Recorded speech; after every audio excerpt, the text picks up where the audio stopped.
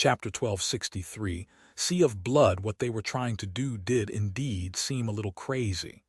There were two great abominations fighting on one side of the black turtle, and Nephi's wanted to dive into the water on the other side to steal some of the turtle's meat, because she was hungry. But of course, it was really not that unhinged of a plan. She had not suggested it out of a burning desire to satiate her belly, rather, it was out of necessity. The longer they were to go hungry, the weaker they would become. The weaker they became, the slimmer their chances of survival would be. Neither Nephi's nor Sunny knew if they would get a better chance to harvest the black turtle's meat than now, when the Azure Serpent was distracted. In fact, they did not even know if they would live long enough to enjoy the fruits of this perilous decision. If the monstrous butterfly won, they would probably die soon. But there was nothing they could really do about that, so the only thing they could do was prepare for the other outcome to the best of their ability. Grimacing, Sunny looked away and shook Imp off his thigh. Curses! Then he gritted his teeth and started climbing out of the fissure. Hungry, she's hungry, hungry is she. Just what sin did I commit in my past life to be cursed with all these gluttonous women? Oblivious to his heartfelt plea, Nephi's followed. It took Sunny just a few moments to scale the vertical slope of the deep fissure and climb onto the quaking surface of the dark island. It was shaking and swaying, pushed by the harrowing fury of the unseen battle that was happening below the waves. A split second later, Saint landed nearby, and a vast shadow crawled from the darkness to take the shape of a tenebrous steed. Neph arrived last, slowed down a little by the need to carry the fragile amphora in one of her hands. Imp had been left in the relative safety of the fissure, since he was of no use in the current situation. Sunny and Nephi's glanced at each other, and then broke into a sprint without having to say anything. Their goal was the end of the island beneath which the black turtle's enormous head was floating in the crimson water. It was also where the Azure Serpent had broken through the great monster's silver armor and burrowed into its flesh, leaving behind a gaping wound. Since the scales of the creature were all but impervious, the meat could only be harvested from inside such a spot. As they were nearing the point where the shell of the black turtle started to slope down at a steep angle, Sunny sighed and dismissed the shroud of dusk. Left in just his underwear, he ignored Neph's strange gaze and summoned the nimble Ketch and the essence pearl instead. I've traded a couple of memories just for such an occasion from the House of Night. She lingered for a moment, then looked away. Oh! While the nimble Ketch was weaving itself from the sparks of light, Sunny threw a glance at his body and frowned a little. He had always been lean, and while his muscles simply refused to gain bulk, they had been like taut steel wire cables ever since the Forgotten Shore.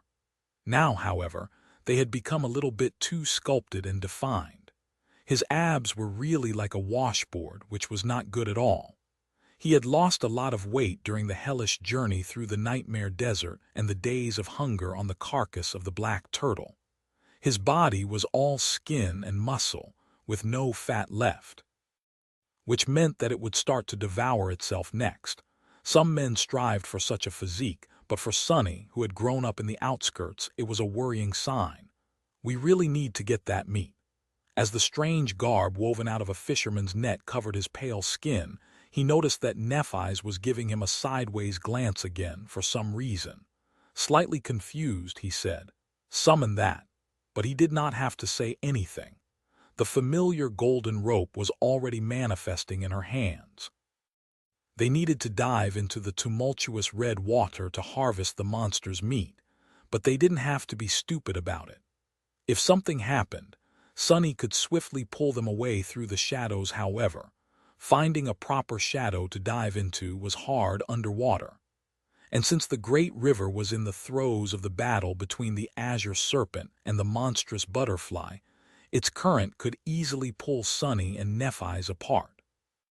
She threw him one end of the golden rope, and he hastily tied it around his left wrist while she tied the other end around her right. At the same time, Light swirled around Neff's slender legs and formed into two silver anklets. Sunny stared at them in confusion for a moment before realizing that their function had to be similar to the nimble Ketch. He was a bit envious. Hers was not an armor-type memory, so she did not have to dismiss the white tunic. Ah. I want to be sponsored by a guilt-ridden saint too. Holding the black bow, Saint took a position that gave her a perfect view of the head of the dead monster and the seething water surrounding it. Her task was to protect, or at least try to protect them should either the serpent or the butterfly arrive. Nightmare could not help her in case the former showed up, but if the latter did, his speed would have to assist Saint in leading the butterfly away. The amphora was placed beside them. Sunny and Nephi's looked at each other one last time, then dashed forward and simultaneously jumped. The wind whistled in his ears. A few moments later, Sunny hit the crimson water and was instantly swallowed by it. It was like he had dove into a sea of blood. Everything around him was murky and red. Despite his best efforts, Sunny was momentarily disoriented, but regained his bearings after feeling a sharp tug on the golden rope. He found Neff through shadow sense and followed her as she swam forward with purpose. She had already done this once, after all. Granted, there had not been two great nightmare creatures creating a storm nearby at that time. We need to be fast. Breathing with the help of the essence pearl, Sunny swam through the crimson waters of the great river. Chapter 1264, Gaping Wound guided by a golden rope that glowed faintly into the red murkiness. Sunny swam forward. The waters of the river of time, mixed with the crimson blood of a great monster, were cold and tumultuous.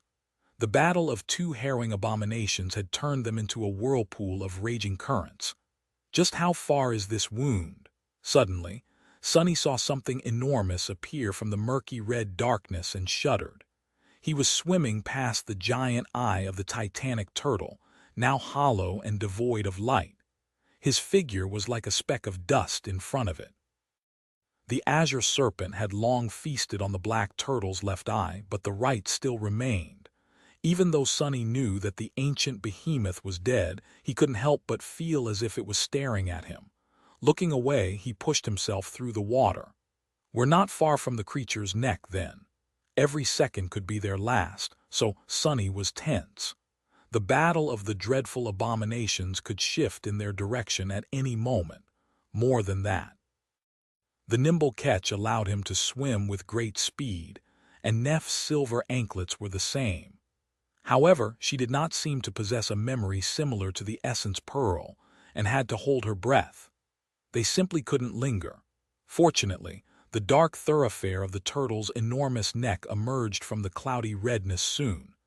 It was encased in massive bands of tarnished silver, which overlapped to form a flexible but impenetrable armor.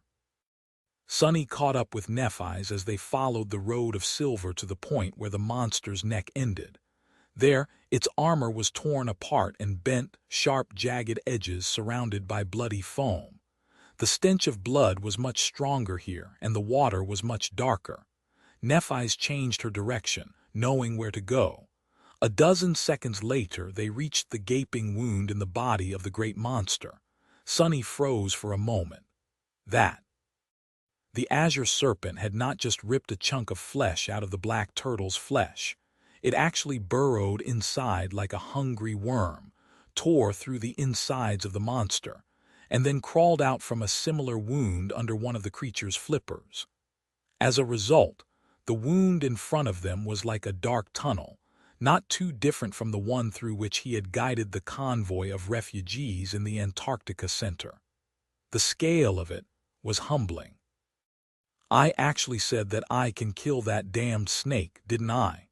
Nephi's tugged on the rope to get his attention, then pointed forward. Struggling against unexplainable fear, Sunny reluctantly pushed himself in that direction. At that moment, the entire corpse of the black turtle tilted, impacted by the shockwave of the terrifying clash between the Azure Serpent and the invading butterfly.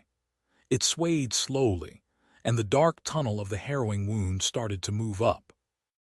By the time they reached it, half of the gaping, bloody hole was above the surface of the water, while the other half was still submerged in it. A red current was flowing out, trying to push them away. Sonny gritted his teeth and struggled against the flow, eventually entering the dark tunnel. Then, however, the current was reversed, and a great amount of water flowed into the body of the dead monster, pulling them deeper inside. Crap! Sonny was carried into the depths of the black turtle's corpse with dire speed, slamming against its flesh and holding tightly to the golden rope. After what felt like an eternity, the current grew weak, and he managed to climb onto something solid. Sonny pulled on the rope, and a second later, Nephise appeared from the water as well. She raised her hand, igniting a wisp of white flame on it to illuminate their surroundings. He took a deep breath, suddenly realizing how close the two of them were standing. After taking a bath in the diluted blood of the black turtle, both looked like a horror show, however. Sonny couldn't help but notice how tightly Neph's wet tunic stuck to her body, and how close to transparent the light fabric became. He shifted slightly, then forcibly tore his gaze away, and studied the dark tunnel of the great monster's bleeding flesh. It looked exactly like one would imagine such a place to look. Not that people had reasons to try and imagine something so morbidly bizarre. The walls of the tunnel, which was mostly consumed by darkness, were uneven, spongy, and red. The lower half of it was covered by tumultuous water, while the upper half was filled with an almost unbearable stench of blood. Rivers of red were flowing from the walls and the ceiling, mixing with the dark water below. Sonny and Nephise were standing on one of the vertebrae of the black turtle, which protruded from the bottom of the tunnel like a pale pink mountain. While he was looking around, she was breathing heavily. So now, before he could finish the sentence, the carcass of the great monster quaked once again, and the two of them were almost thrown off the slippery bone. Sonny had to grab Nephise to prevent her from plummeting back into the seething water. A moment later, he realized that they were embracing, their bodies pressed tightly against each other. He could feel the softness and the heat of her skin through the thin fabric of the white tunic. Her striking gray eyes were too close as well. Forgetting what he was going to say, Sonny remained motionless for a few moments. Then he made sure that Nephise had regained her balance and carefully let her go. So now all we have to do is carve some meat, right? She cleared her throat, then raised the wisp of flame higher and looked away. Right, and return alive. Sonny let out a shaky sigh. Sure, one thing at a time. Chapter 1265. Dirty Job. Sonny had to spend a few moments calming down his wildly beating heart. Then, he looked around once again. The situation was much better than he had expected it to be. He really had not considered that the grotesque tunnel left behind by the Azure Serpent would be only partially drowned. Slicing through the flesh of a great monster was no easy task, and doing so underwater would have been even harder. More than that, he was less restricted in the use of Shadow Step now, but most importantly, he could summon the covetous coffer. Opening the alloy chest underwater would have just resulted in the spatial storage being instantly filled with water. Now that they stood on a solid surface, things were different, of course. The tunnel could be flooded at any moment, so they had to hurry. Sonny looked at Nephise and flashed her a smile. Let's be quick. The sparks of light swirled around them, manifesting into memories. Neph's flame was replaced by a luminous paper lantern, and a sizable alloy chest appeared on the porous pink surface of the great monster's bone. A moment later, their weapons manifested. Am I reduced to a mere butcher's cleaver? Ah, such humiliation! Sonny almost yelped when a familiar figure emerged from the darkness. The Sin of Solace looked somberly at his disheveled appearance, then shook his head. He was still clad in the shroud of graceless dusk, not to mention perfectly dry. Damn fool! Sonny whispered a stifled curse and commanded the shadows to wrap themselves around the jade blade of the cursed sword which had manifested itself a split second before. Then he hissed, "Gods, you almost gave me a heart attack. Nephi's froze for a moment and looked at him with a slightly startled expression. "Oh, did I? Sorry." Sonny's eyes widened. "No, not you. I wasn't talking. Ah, never mind." The Sin of Solace observed him with a small, disdainful smile. "I must say, this is a peculiar location for a date.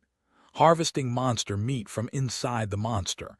I hope you won't force the poor girl to cook the meal herself, at least." Struggling to ignore the bastard, Sonny threw the lid of the covetous coffer open and then moved closer to the wall of the flesh tunnel. Pushing down the feeling of disgust, he gritted his teeth and thrust the giant forward. It was so strange. The taste of the black turtle's meat was truly sublime, but the source of it was so revolting. Damn it. One of the enchantments of the Sin of Solace made it incredibly sharp, and it had been augmented by the shadows on top of that. And yet, cutting into the flesh of the dead great monster felt like he was trying to cut stone with a rusty blade. Sonny had known that harvesting the turtle's meat would not be easy, just from the fact that chewing it was a tough task. However, the actual difficulty of trying to slice off a sizable chunk of the abomination's flesh was even greater than he had expected. Its durability in an uncooked state was simply preposterous. If that's hard, then how am I going to fight one of these things in the future? With no other choice, Sonny concentrated on the task. Taut muscles rolled under his skin as he put all his strength into it, and the jade blade cut deeper with excruciating slowness. Nephi's was just as strained, using a sharp dagger instead of her longsword. Its blade was glowing with incandescent light and her face was pale. Despite that, her progress was not much faster than his. The dark island continued to sway and quake around them, making the water filling the morbid tunnel roll and slosh. Carving the meat was hard, and doing it while struggling to keep balance was especially hard. Nevertheless, they continued, sometimes using each other for support. "This is taking too long." Sonny had hoped to fill the covetous coffer to the brim, but now he realized how unrealistic his lofty desires were. At this rate, it would be good if they managed to harvest enough to feed them for a few days. Of course, as long as the battle between the Azure Serpent and the eerie butterfly did not end or shift in their direction, there was still time. And just as he threw the first chunk of meat into the maw of the alloy chest, the carcass of the black turtle quaked again. This time, however, there was something different about the tremor. Instead of being pushed to the side, Sonny had almost been thrown up into the air. Nephi's and he abruptly stopped, looking at each other. Sonny's mouth was suddenly very dry. "They are below us now." The whole plan was hinged on the fact that the massive bulk of the black turtle would protect them from the two battling abominations. Now, the area of the battle was shifting, and the creatures were already below the dark island. This meant that they were moving in the direction of the turtle's head. Neph's eyes shone in the gloomy darkness as they reflected the glow of her scorching dagger. She lingered for a moment.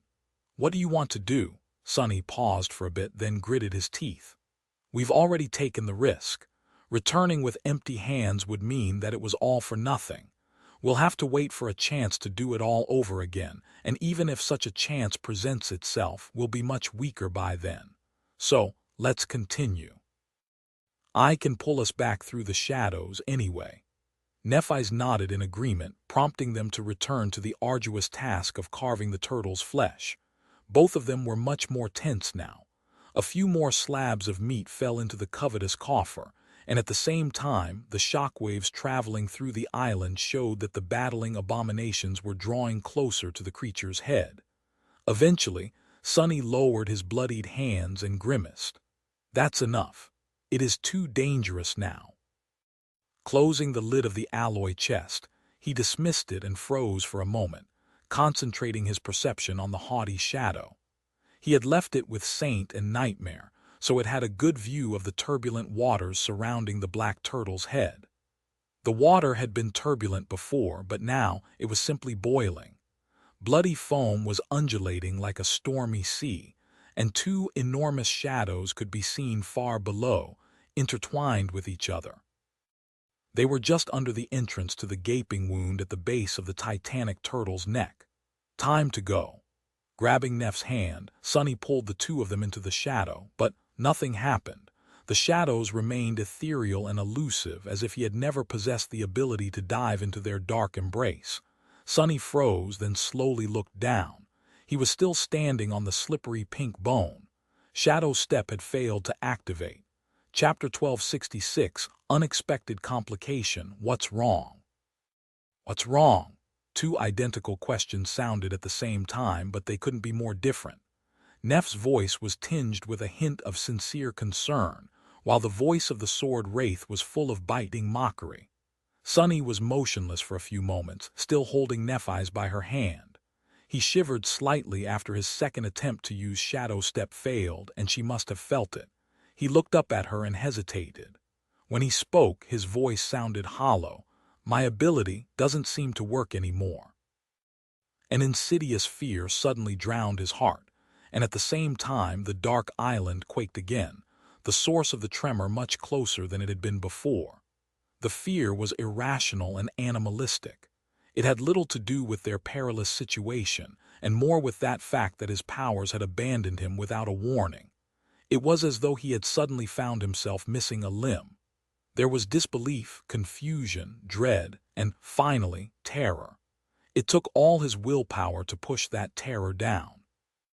The Sin of Solace laughed.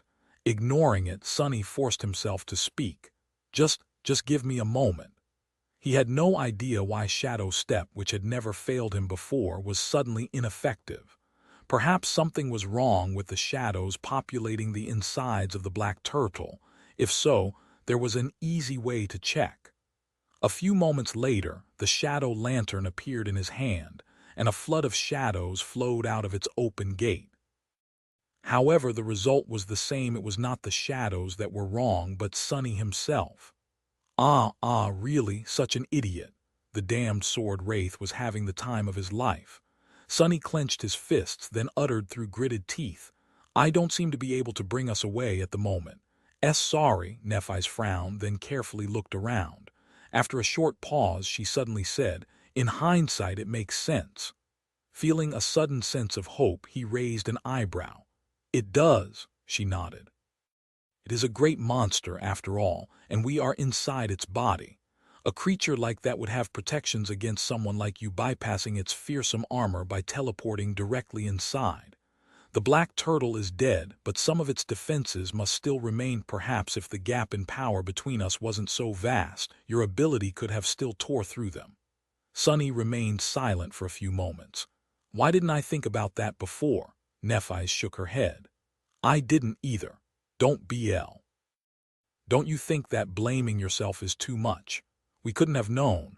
We've never faced an enemy such as this. She was right, but she was also wrong.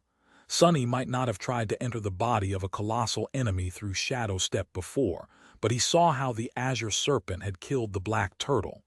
He could have at least considered the possibility of doing something similar. In any case, everything seemed simple in hindsight. He winced, then looked at Nephi silently. As if reading his thoughts, she guided her flames from the blade of the incandescent dagger, through her body and into his. But the result was the same. Shadow Step was refusing to activate. After feeling the warmth of Neff's flame leaving him, Sonny drew in a shaky breath and belatedly realized that he was still holding her hand. He was in no hurry to let go, finding it reassuring. A deep frown appeared on Sonny's face as he looked in the direction of the entrance of the tunnel. Right now, the Azure Serpent and the great monster it was fighting were exceedingly close to the gaping wound, making the prospect of leaving the way they had come absolutely lethal. What were their options, though? Staying here was tantamount to death as well. Actually, there is a third option. Sonny turned around and looked into the depths of the tunnel, then pulled Nephi's forward. Let's go. The entrance is blocked, but there's still the exit. The old snake burrowed right through, didn't it? The exit wound is on the other side of the turtle's body, under its flipper. We'll escape through there and climb back onto the island. That was the most rational decision he could make. The two of them hesitated for a moment, and then dove back into the seething water. Shortening the length of the golden rope to keep them closer to each other, Sunny and Nephi swam through the diluted blood of the slain behemoth. Even though fighting against the current was incredibly hard, they moved further away from the harrowing battle with each stroke. Hurry, hurry! Sunny felt a dire urgency and pushed himself forward with as much strength as he could muster. The tunnel was not that long. The entire body of the black turtle spanned less than 2 kilometers, and the bloody path the Azure Serpent had burrowed through had to be half that. Of course, it was twisting and turning, and the chaotic movement of the water made it difficult to advance. But still, they were going to reach the exit soon. As they swam, they witnessed more signs of the destruction that the great river beast had wreaked, both when killing the black turtle and while feeding on its flesh later on. The walls of the tunnel sometimes expanded into vast caverns where the turtle's organs had been, now torn to pieces and completely obliterated. Pieces of bone and tough cartilage protruded from the darkness. Sunny found it all both grotesque and strangely, darkly mesmerizing. I am swimming through a great monster. I feel like it's a dream. Well, it was. A nightmare, to be precise. Just as they passed the middle point of the tunnel and felt the current change, pulling them in the direction of their goal, he suddenly noticed something strange. Out there, a small distance in front of them, it was as though something was softly shining in the darkness. The glow was so faint that Sunny thought that he was mistaken, but the next time his head broke the surface, he saw it again. After hesitating for a moment, he suddenly pulled on the golden rope and pushed his tired body against the current once again, trying to make his way to the source of the strange glow. Nephi and Sunny climbed onto a frayed piece of cartilage and looked at the wall of the tunnel. Out there, hidden in the folds of torn flesh, he took a deep breath, was an enormous, radiant crystal that shone with ethereal light. It was one of the 2 supreme soul shards that the death of the black turtle would have left behind. Sunny briefly glanced at Nephi's, then summoned the covetous coffer once more. The shard was too large to fit into the opening of the alloy chest, so he concentrated and changed it, keeping the shape but changing the size. A few moments later, the alloy chest seemed more like an alloy sarcophagus fit for a giant or someone like the Shadow Spawn. I can't believe it. We came down to harvest some meat but ended up with something like that. Gods. I can't even imagine how much it would cost in the waking world. Actually, it wouldn't have a cost. These things are so rare that they can't be bought with money. Even though they were pressed for time, he just couldn't let this chance slip through his fingers. Neph, can you help me? Together, they hacked at the fold of the turtle's flesh to widen the opening, and then used all their strength to lift the massive soul shard and load it into the opened maw of the covetous coffer. After that, they had to plunge into the water again. Several torturous minutes later, Sunny and Nephi used the silver chains at the side of the island to scale the slope of the black turtle's shell and fell side by side on the rocks in exhaustion. Knowing how Neph would look in her wet tunic, Sunny refused to turn his head and instead stared at the sky. The warm feeling of their arms touching was enough for him. They needed to move, to hide, but he was too tired. Just a few moments. Sunny took a deep breath and tried to calm down a little. Then he suddenly let out a low chuckle. Ah, but it's funny. After examining the estuary key, he had thought it impossible to collect one, let alone 6 supreme soul shards. The idea itself seemed utterly preposterous, and yet here he was just a couple of weeks later in possession of one. It had just fallen into his hands almost on its own. A strange shiver ran up his spine. It was then that Nephi suddenly raised her hand and whispered. There, in the sky above the island, the monstrous butterfly was spreading its black wings once again. Chapter 12:67. Candlelight. Sunny and Nephi scrambled in an attempt to find a hiding spot, but there was no need. Their first thought was that the dreadful butterfly had won the battle against the Azure Serpent. If that was the case, then their fates would be sealed. However, a moment later, a deafening roar shook the world, pushing them to the ground. Turning to the stormy waters of the great river, they saw a familiar creature rising to the surface. The serpent was looking the worse for wear, with countless deep lacerations covering its mighty body. Streams of scarlet blood were flowing down its azure scales, and its giant eyes seemed even more deranged than usual. Flames of indescribable, murderous malice were burning in their cloudy depths, but, for once, that malice was not directed at the two humans. Instead, it was aimed at the battered butterfly. Now that Sunny and Nephi's had a few moments to observe the great monster in detail, they noticed that it was in a sorry state, too. One of its 6 legs was missing, and there was an ugly tear on one of its beautiful wings. Its body looked strangely disheveled, and although none of the white scales covering it were missing, many of them were covered with thin cracks. The great monster was retreating. Sunny froze, momentarily stunned. Even though he had hoped that the Azure Serpent would win the battle against the much stronger nightmare creature, he could not quite believe that it actually happened. Old Snake, just what damned kind of abomination are you? It was already miraculous for a great beast to defeat a great monster. 2 of them, though. While not impossible, it was certainly abnormal. Even if the monstrous butterfly was an aerial creature and was thus at a disadvantage while fighting underwater, the tenacity of the Azure Serpent was confounding. Sunny stared at the bloodied Leviathan somberly. As if sensing his gaze, the serpent lowered its snout and glared back at him. Crimson water was flowing out of its slightly opened maw. He shivered. It's no mere beast. Indeed, he should have known. His luck wasn't good enough to stumble on just any great beast.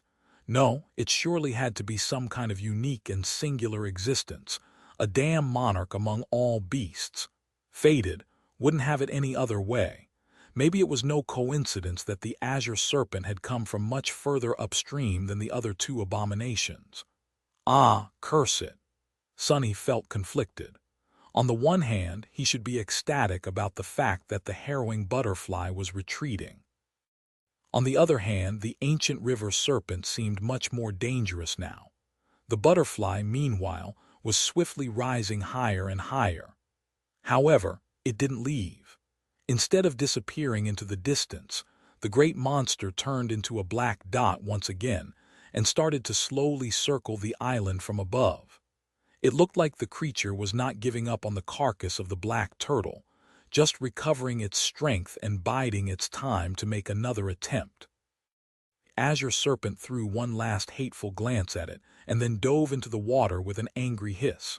Soon the island shook slightly, hinting that the abomination was devouring more of the turtle's meat, perhaps to restore its power. The tumultuous water slowly calmed down. Left in the sudden silence, Sunny and Nephi stared at the vast expanse of the great river in exhaustion. After a while, he slowly exhaled. "I guess it seems we survived," she nodded slowly. "Yeah, I'll go find a deep pond." Sunny blinked a couple of times. What was she talking about? A pond? Why? He looked at her in confusion, prompting Nephi to sigh. "Why do you think we just took a bath in a river of blood? I want to wash myself, of course." Sunny tilted his head, only now realizing how nasty Nephi's looked. Well, he was no better. A sly smile appeared on his lips. Suddenly feeling mischievous, Sunny asked, "Can I join?" She was already turning away. "Number, go find your own pond if you want." He laughed. Wait, what if I drown? Those fissures are very deep, you know," Nephi scoffed. "If you do drown, maybe take the meat out of that storage memory first. It will be sad if it just disappears after everything we went through." Sunny watched her go. The silver anklets were singing a quiet melody as they bounced with each graceful step. Eventually, he shook his head in dejection. Does she only care about the meat? How heartless. Later that day, when the 7 sons had already plunged into the water, Sunny and Nephi's were back in their makeshift camp at the bottom of the deep fissure. By now, it didn't look as desolate and barren as it had before.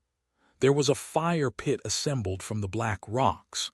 The shadow chair and the covetous coffer, back to its usual size, were standing nearby. Neff's sleeping bag was laying on one side of the pit, while Sunny had gathered soft moss to serve as bedding on the other, using the overpriced saddle as a pillow. Imp was sprawled on the ground, still digesting the huge amount of tarnished silver he had devoured. Saint was standing guard above, and Nightmare was hiding in the shadows. Currently, the camp was illuminated by a softly glowing lantern, and a delicious fragrance of roasting meat was spreading through the air. Nephi's was preparing a late supper over the coals. Not only that, but she had also gone all out, for some reason, using an inventive mix of spices to thoroughly marinate the meat before placing it above the glowing embers. Both of them had washed the stench of blood off their bodies and were now preparing for sleep, feeling refreshed. Before that, however, they were going to finally satiate the gnawing hunger. In that moment, the lethally dangerous trip into the carcass of the black turtle they had undertaken seemed well worth it. Finally done, Nephi's placed a generous chunk of meat on a plate and handed it to Sunny. In the last moment, though, she suddenly retracted her hand and hesitated. "Can you wait a moment?" Sunny felt warm and relaxed, so he didn't mind waiting. "Sure." He watched her across the glowing embers with peaceful idleness. Nephi's seemed to be looking for something. A few moments later, she found a splinter of the synthetic fire brick they had used to light the fire and thrust it into the meat. Then she touched it with the tip of her finger, and a wisp of white flame ignited at the top of the small stick. Sunny received the strange dish with a confused look. "Oh, what is this?" A faint smile appeared on Neff's face. "A candle." He hesitated for a few moments, then scratched the back of his head. "Why?" She leaned back and shrugged softly. "I'm not quite sure how many days it has been since the start of the nightmare, but the battle happened at the end of November and we spent around a week in the desert, so it should be middle to late December now." Sunny frowned, and Nephi sighed and shook her head. "It means that it has to be winter solstice back in the real world. It's your birthday, Sunny." He stared at her in astonishment. Wait, she's right. Sunny had forgotten all about it.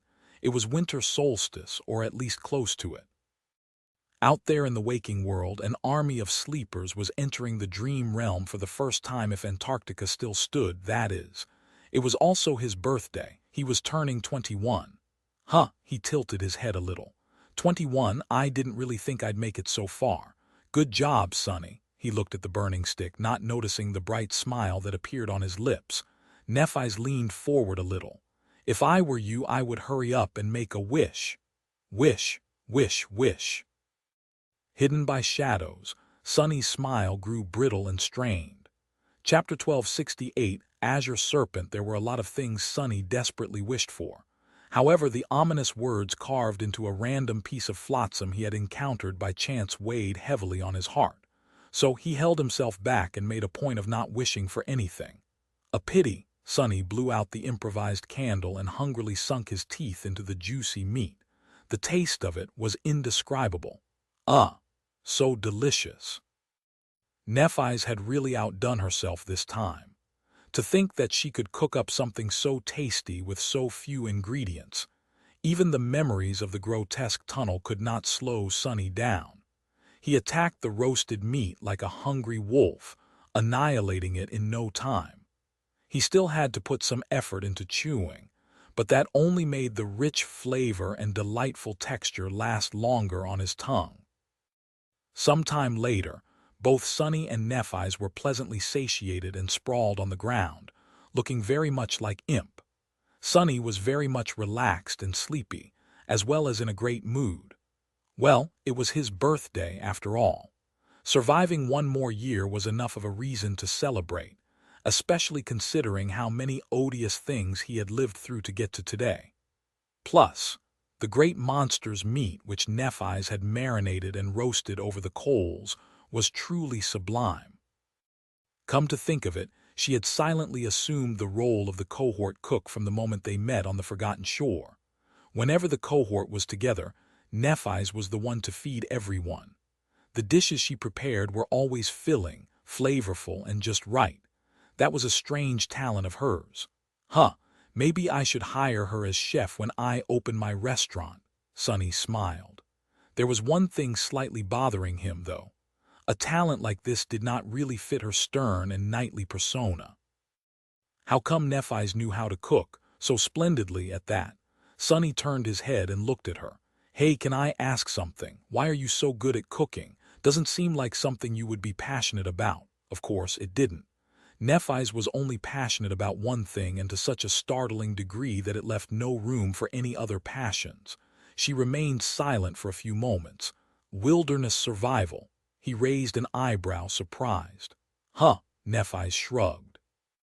Did you think that children from the legacy clans are only taught how to swing swords? You studied wilderness survival at the academy, so you must know how important survival skills are in the dream realm. Therefore, we learn to take care of ourselves in harsh conditions from childhood. Nutrition is an integral part of survival, and so it gets a lot of attention in the curriculum. She paused before adding, At least that's how it was for me. Each clan has its own way of teaching its heirs, of course. Sonny blinked a couple of times. Makes sense, I should have guessed myself, he smiled.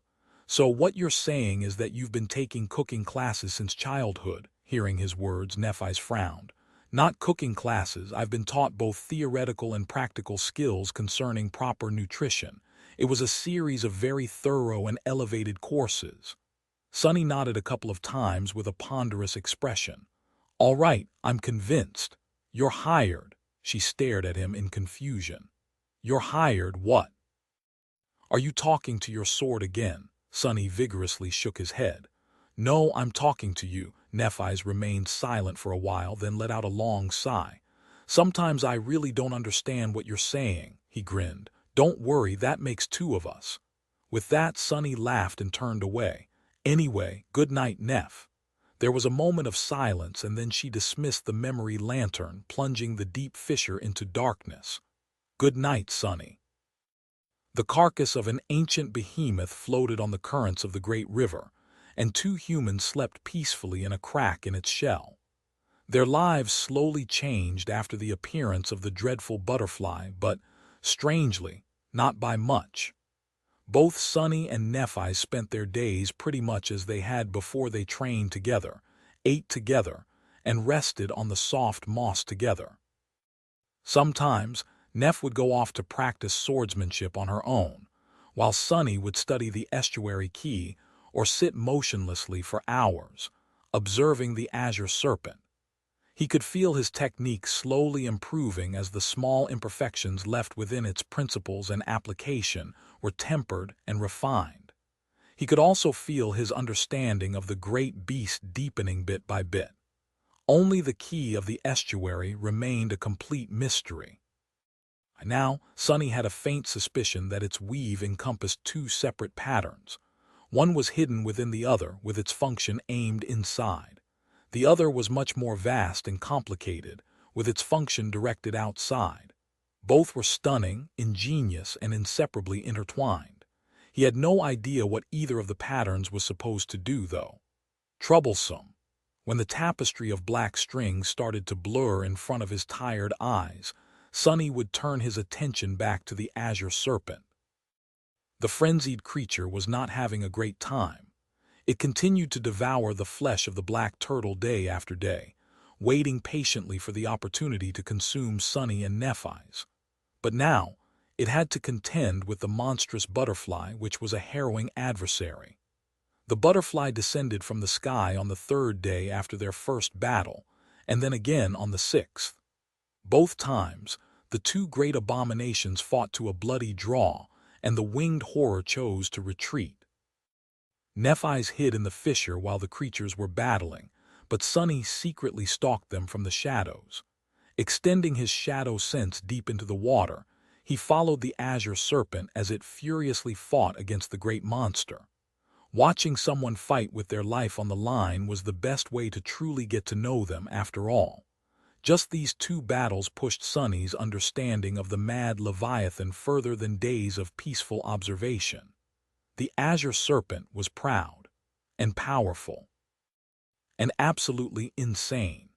Its madness was even more terrifying than the sinister frenzy consuming the minds of all nightmare creatures.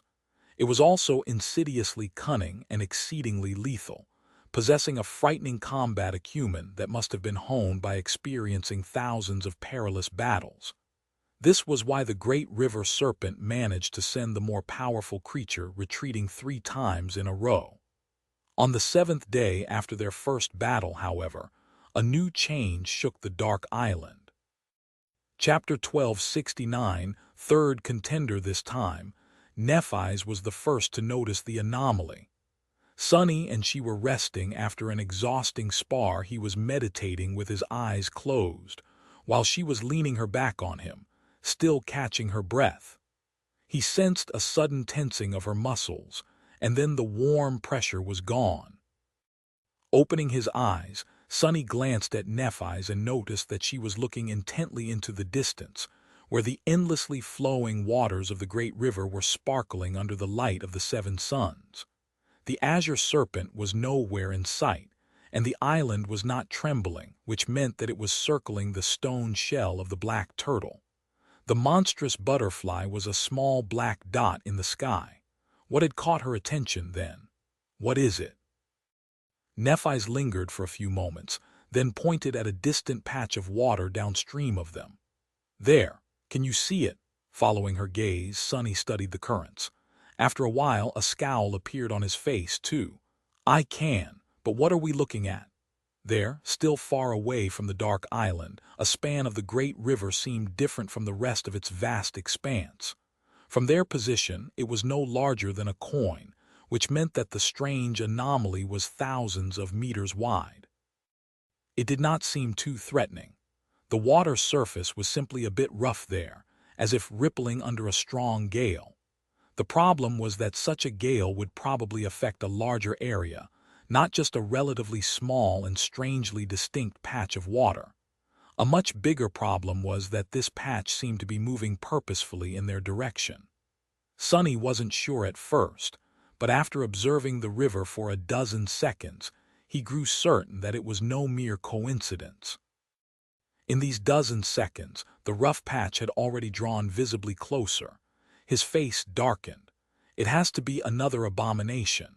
Nephi slowly nodded. I think so too. For a few moments, both of them remained silent.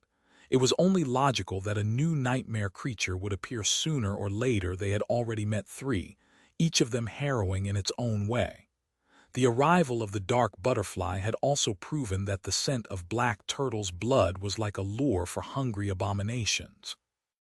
All they could do was wait and see if the approaching horror was of the kind that could climb onto the shell or not. That was not the reason why Sunny felt somber, though. Rather, the appearance of the 4th threat had forced him to face an eventuality that seemed more and more like the truth. That truth was that they would not be able to use the carcass of the black turtle as a ship to safely reach civilization. After all, no matter how much they had hoped that they would.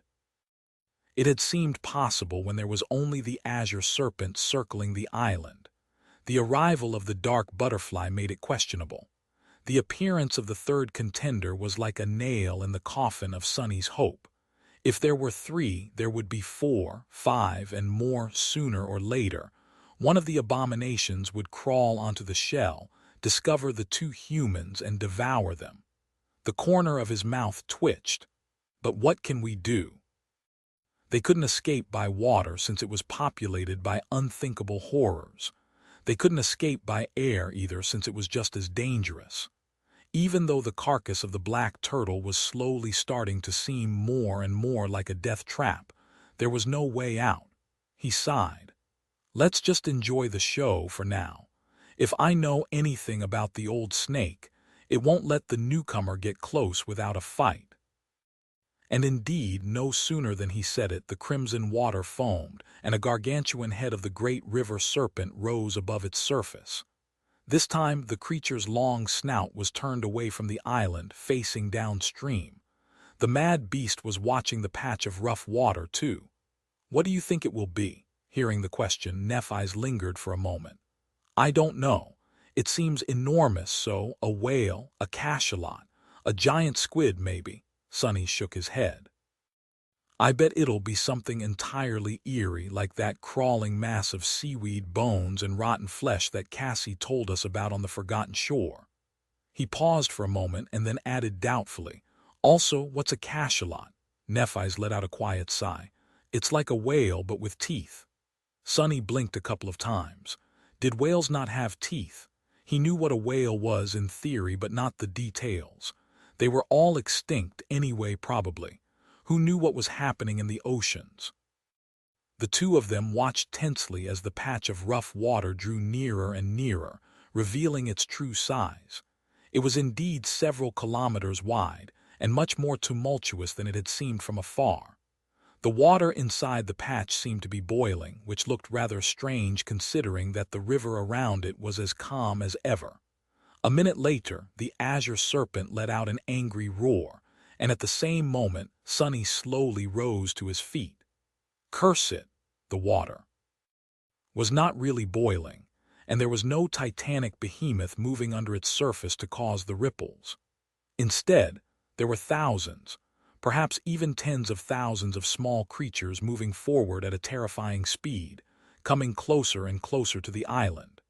It had taken him so long to notice because their insect-like bodies were almost entirely translucent. Each was as long as his arm, with countless thin legs, beady black eyes, and long, disgusting mouths that were full of vicious, glass-like teeth. Standing by his side, Nephi's whispered, "Krill." Sonny shifted his perception and shivered after noticing the vile darkness spreading through the bodies of the repulsive creatures. Each of them was of the corrupted rank. It was not another great behemoth that had been attracted by the scent of the black turtle's blood.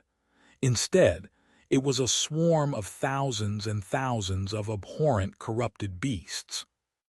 Chapter 1270, Pinnacle of Strength. Even after living through the horrors of the Southern Campaign and witnessing the chilling resolution of the Battle of the Black Skull, Sonny still paled at the sight of the enormous swarm of corrupted beasts. There were too many of them to count, but there had to be tens of thousands of translucent crustaceans advancing toward the island. Even Nephi seemed taken aback, a rare sight, and not a welcome one. She instinctively outstretched a hand, as if summoning a sword could save them from the plague of corrupted abominations. It's all right." Her voice was even but lacked confidence. Sonny forced out a faint smile. "How exactly is this all right?" Nephi's lingered for a moment. "These creatures don't seem capable of leaving the water." Sonny closed his eyes for a moment. Yes, the abominable Krill were probably incapable of crawling onto the island and devouring them. However, they were more than capable of devouring the Azure Serpent, and with the old snake gone, nothing would prevent the dark butterfly from landing on the shell of the slain great monster. "That's right. You are going to die." He flinched and glared at the Sin of Solace, who had appeared out of nowhere and looked at him with dark glee. The sword wraith laughed and then whispered, "Better yet, you are going to watch Nephi's die. Isn't it poetic?" Sonny tried to ignore the vile apparition, but this time it was much harder than usual. With the words of the Sin of Solace still echoing in his ears, he forced himself to look away and stare at the river. Below them, the Azure Serpent lowered its head stubbornly, huffed, and suddenly shot toward the Krill swarm with tremendous speed. The water parted and foamed where it passed. Sonny could not see the great beast's eyes, but he knew that they were filled with bloodlust and fury. That snake did not know when to retreat, or rather, it never wanted to. Its lust for slaughter and destruction seemed much greater than its desire to exist. It's admirable, really. What an earnest beast. It took a special kind of lunatic to make a vice into a perverse virtue. The Azure Serpent's extreme bloodlust had made it into a much more fearsome existence than it should have been. But how was it going to fight tens of thousands of corrupted abominations? No matter how large its maw was and how sharp its fangs were, The serpent could only crush that many krill in its jaws. A dozen at a time, a few dozen, even 100. It was not going to make a difference. For every bite it took, 1,000 corrupted creatures were going to sink their teeth into the great beast's flesh. Even though there was a vast gap between the two ranks, it was not as insurmountable as that between the two masters and the Azure Serpent. It would have been different if the mad beast possessed unnatural powers, but it only possessed inconceivable physical might. Not all enemies, however, could be destroyed with pure strength. And yet, Sunny couldn't help but root for the great river serpent. Come on, old snake, do something. The swift figure of the Azure Leviathan was closing in on the rushing krill swarm, moments away from clashing with it. It seemed like a suicidal charge. It had to be, and yet it was not. A second before the Azure Serpent plunged into the mass of translucent krill, it dove down. In the next moment, Sunny and Nephi swayed, pushed back by the shockwave of a demented, enraged roar. Even distorted by the mass of water, it was still loud enough to make their ears ring and their bones vibrate. The krill, however, since they had been much closer to the source of the roar, the shockwave spread through the swarm like a battering ram. Sunny's eyes widened when he noticed numerous translucent bodies suddenly convulsing and losing their speed. The swarming abominations were stunned. Some of them, those who had been closer to the Azure Serpent, were paralyzed completely, while those that had been further away were at least disoriented. Sunny concentrated and extended his shadow sense as far as he could, and then a little further still. He just barely managed to sense the massive shape of the great beast flying through the restless water. That was why he sensed the mighty muscles of the serpent moving, his long body contracting like a bow. Then, its tail shot forward like a whip, and a sudden explosion sent countless tons of water rushing outward in a crushing wave. The sonic boom was even louder than the mad beast's enraged roar, and the force produced by it not only stunned the krill, but also tore many of them apart. Many more were completely obliterated by the tail of the Azure Serpent. But incomparably more were already rushing from all sides, aiming to bite into its massive body. The giant jaws opened and snapped, grinding 100 krill into dust. It was like a drop in the ocean. Then the serpent did something strange. It suddenly spun, as if trying to turn its long snout into a drill. Sunny did not see how this could help the great beast against the swarm of corrupted abominations, but in the next moment he opened his eyes wide. Following the spinning motion of the Leviathan, the waters of the great river were stirred, forming a long whirlpool along the length of its colossal body. That underwater whirlpool was like liquid armor, the current powerful enough to repel the attacking krill. The Azure Serpent's jaws opened again, and another roar shook the world. When they closed, numerous translucent abominations died. The battle was too furious, too grand, too inconceivable. Standing on the shell of the dead behemoth, Sunny and Nephi watched in silence as a lone great beast resisted myriads of corrupted creatures.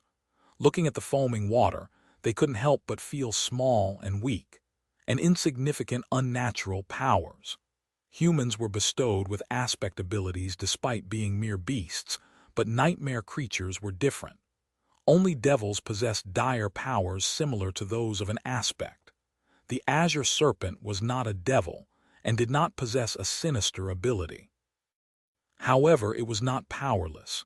Instead of relying on an unnatural power, it relied on its terrifying body, absolute control over it, and a deep understanding of its natural domain to make the river itself a power. Sunny had been wrong.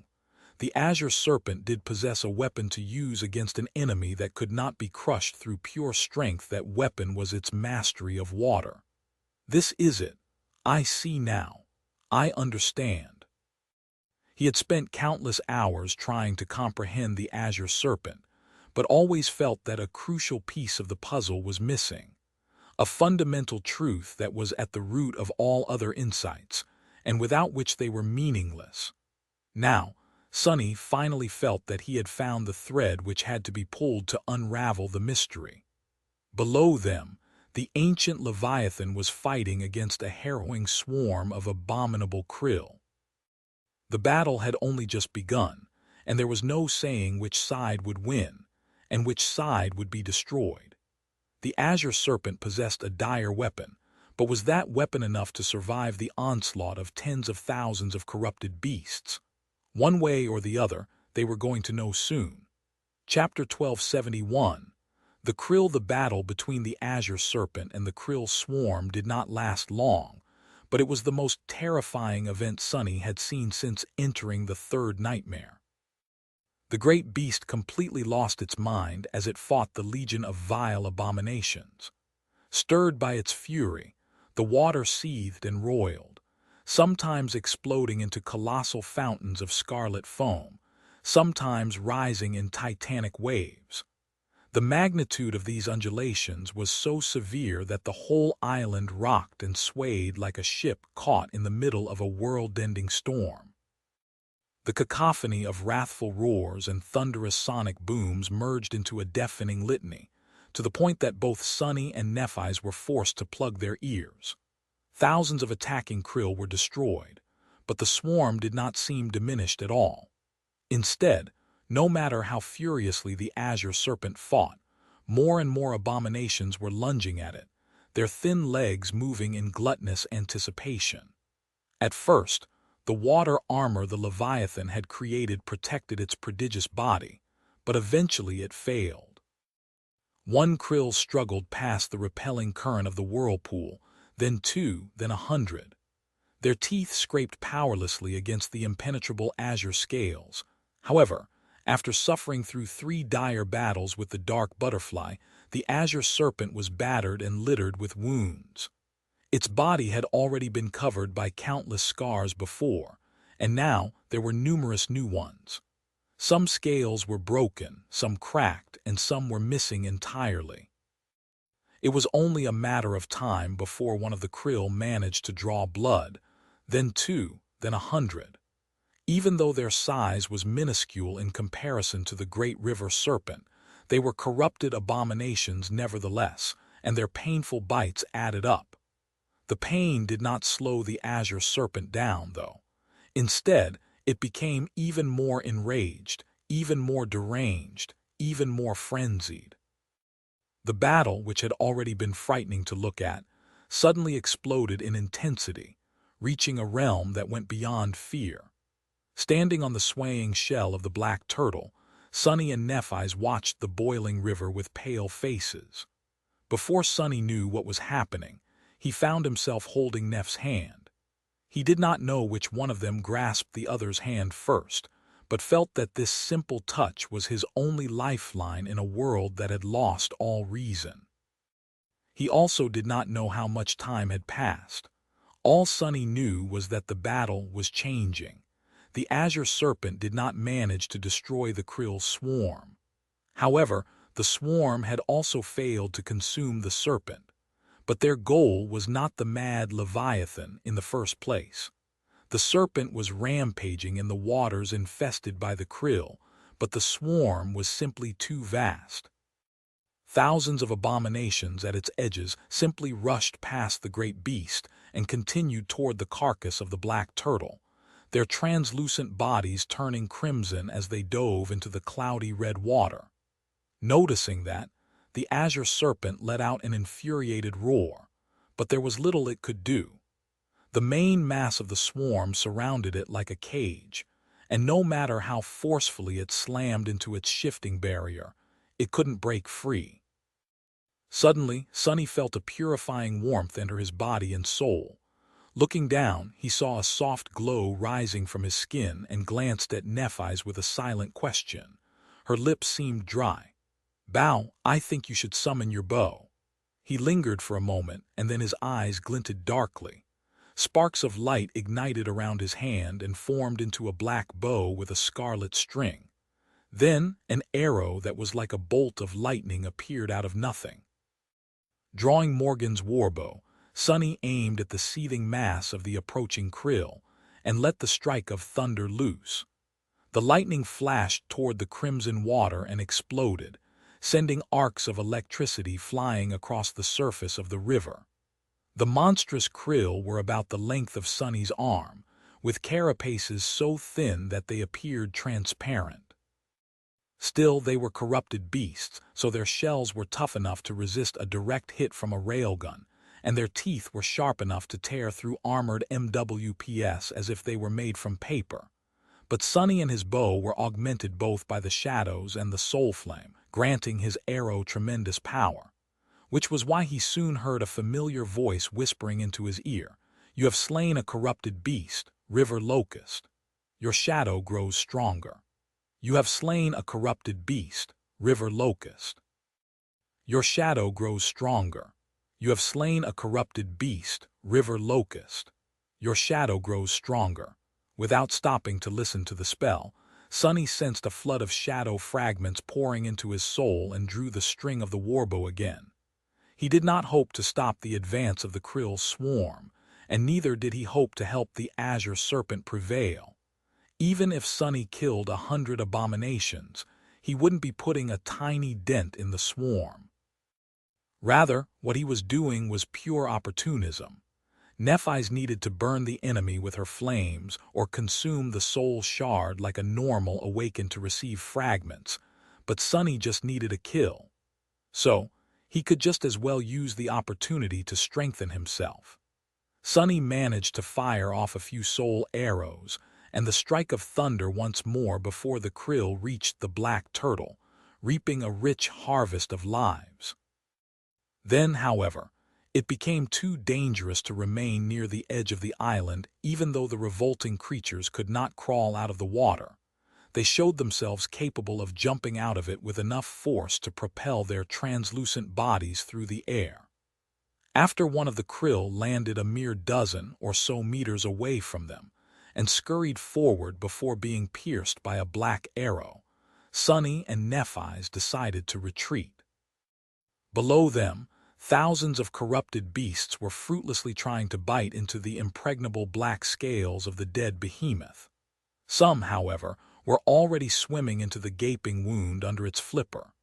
Further away, the Azure Serpent finally managed to break the cage of the greatly diminished swarm and shot through the water in pursuit. It looked terribly mangled, bleeding from 1,000 tiny bites. Some of the Krill even seemed to have burrowed into the open wounds, just like the serpent itself had burrowed into the body of the black turtle before. Despite that, the great beast seemed just as murderous and consumed by madness as ever.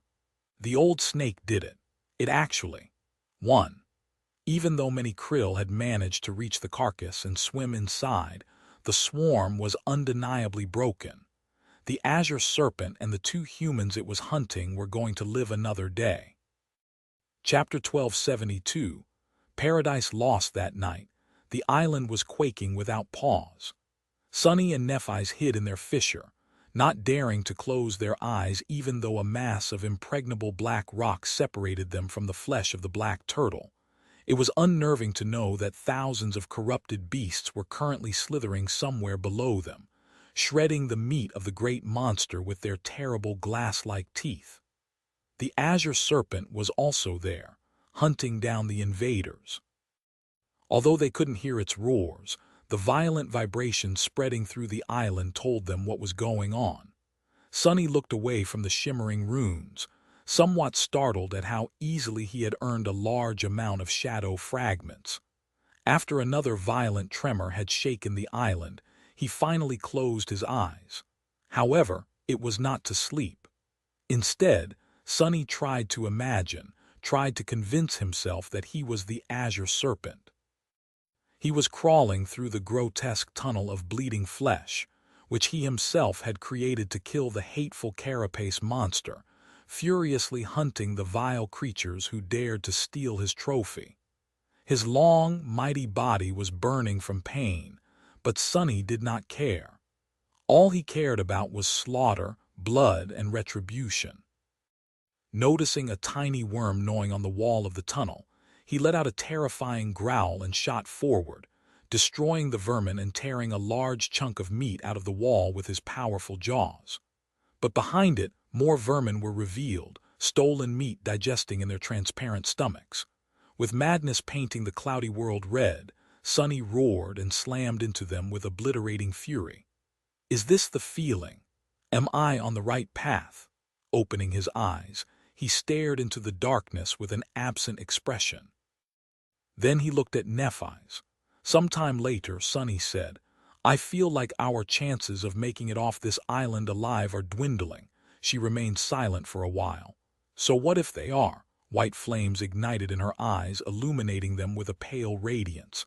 Has it been any different before? Hearing that, Sunny chuckled. True, we never had it easy. He studied her face, then turned to look at the sin of solace and sighed. Still, I hope that this nightmare will be better than my second one. Oh, it's not much of a competition. I must have died 1,000 times there. Even though I only remember a handful of those deaths, the third nightmare surely can't turn out any worse than that. Nephi's turned and looked at him, then smiled faintly. Of course. In the worst case, we'll just die once. That's nothing, right? As the dark island shook and quaked around them, Sunny grinned.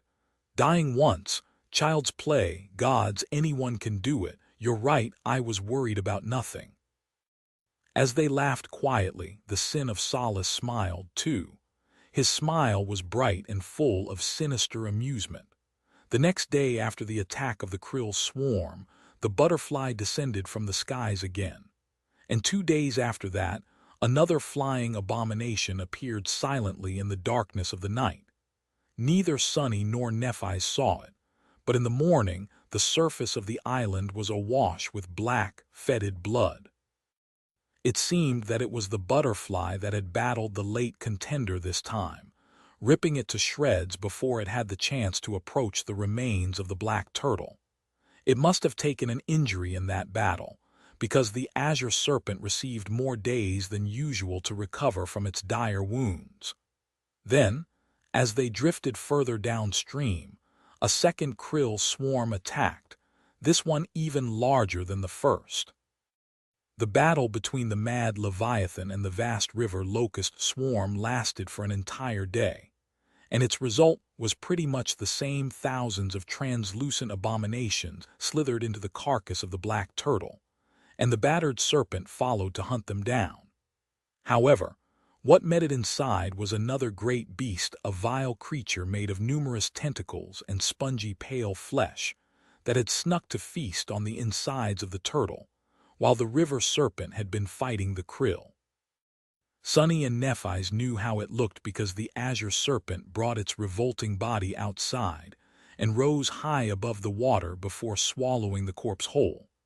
That was how they learned why a powerful earthquake had suddenly thrown the world into spasms and convulsions before. On that day, to their horror, they discovered a deep crack snaking its way through the surface of the black turtle's shell. It was not too large, but the fact that the stone carapace of the dead monster had been broken from the inside was indescribably concerning. Next morning, Nephi's went to the edge of the island instead of practicing with Sunny, as they usually did, and spent several hours staring at the water. Then, she brought back disturbing news. The carcass of the black turtle was higher than it had been before. The parts of it that had been hidden underwater were now dry and exposed.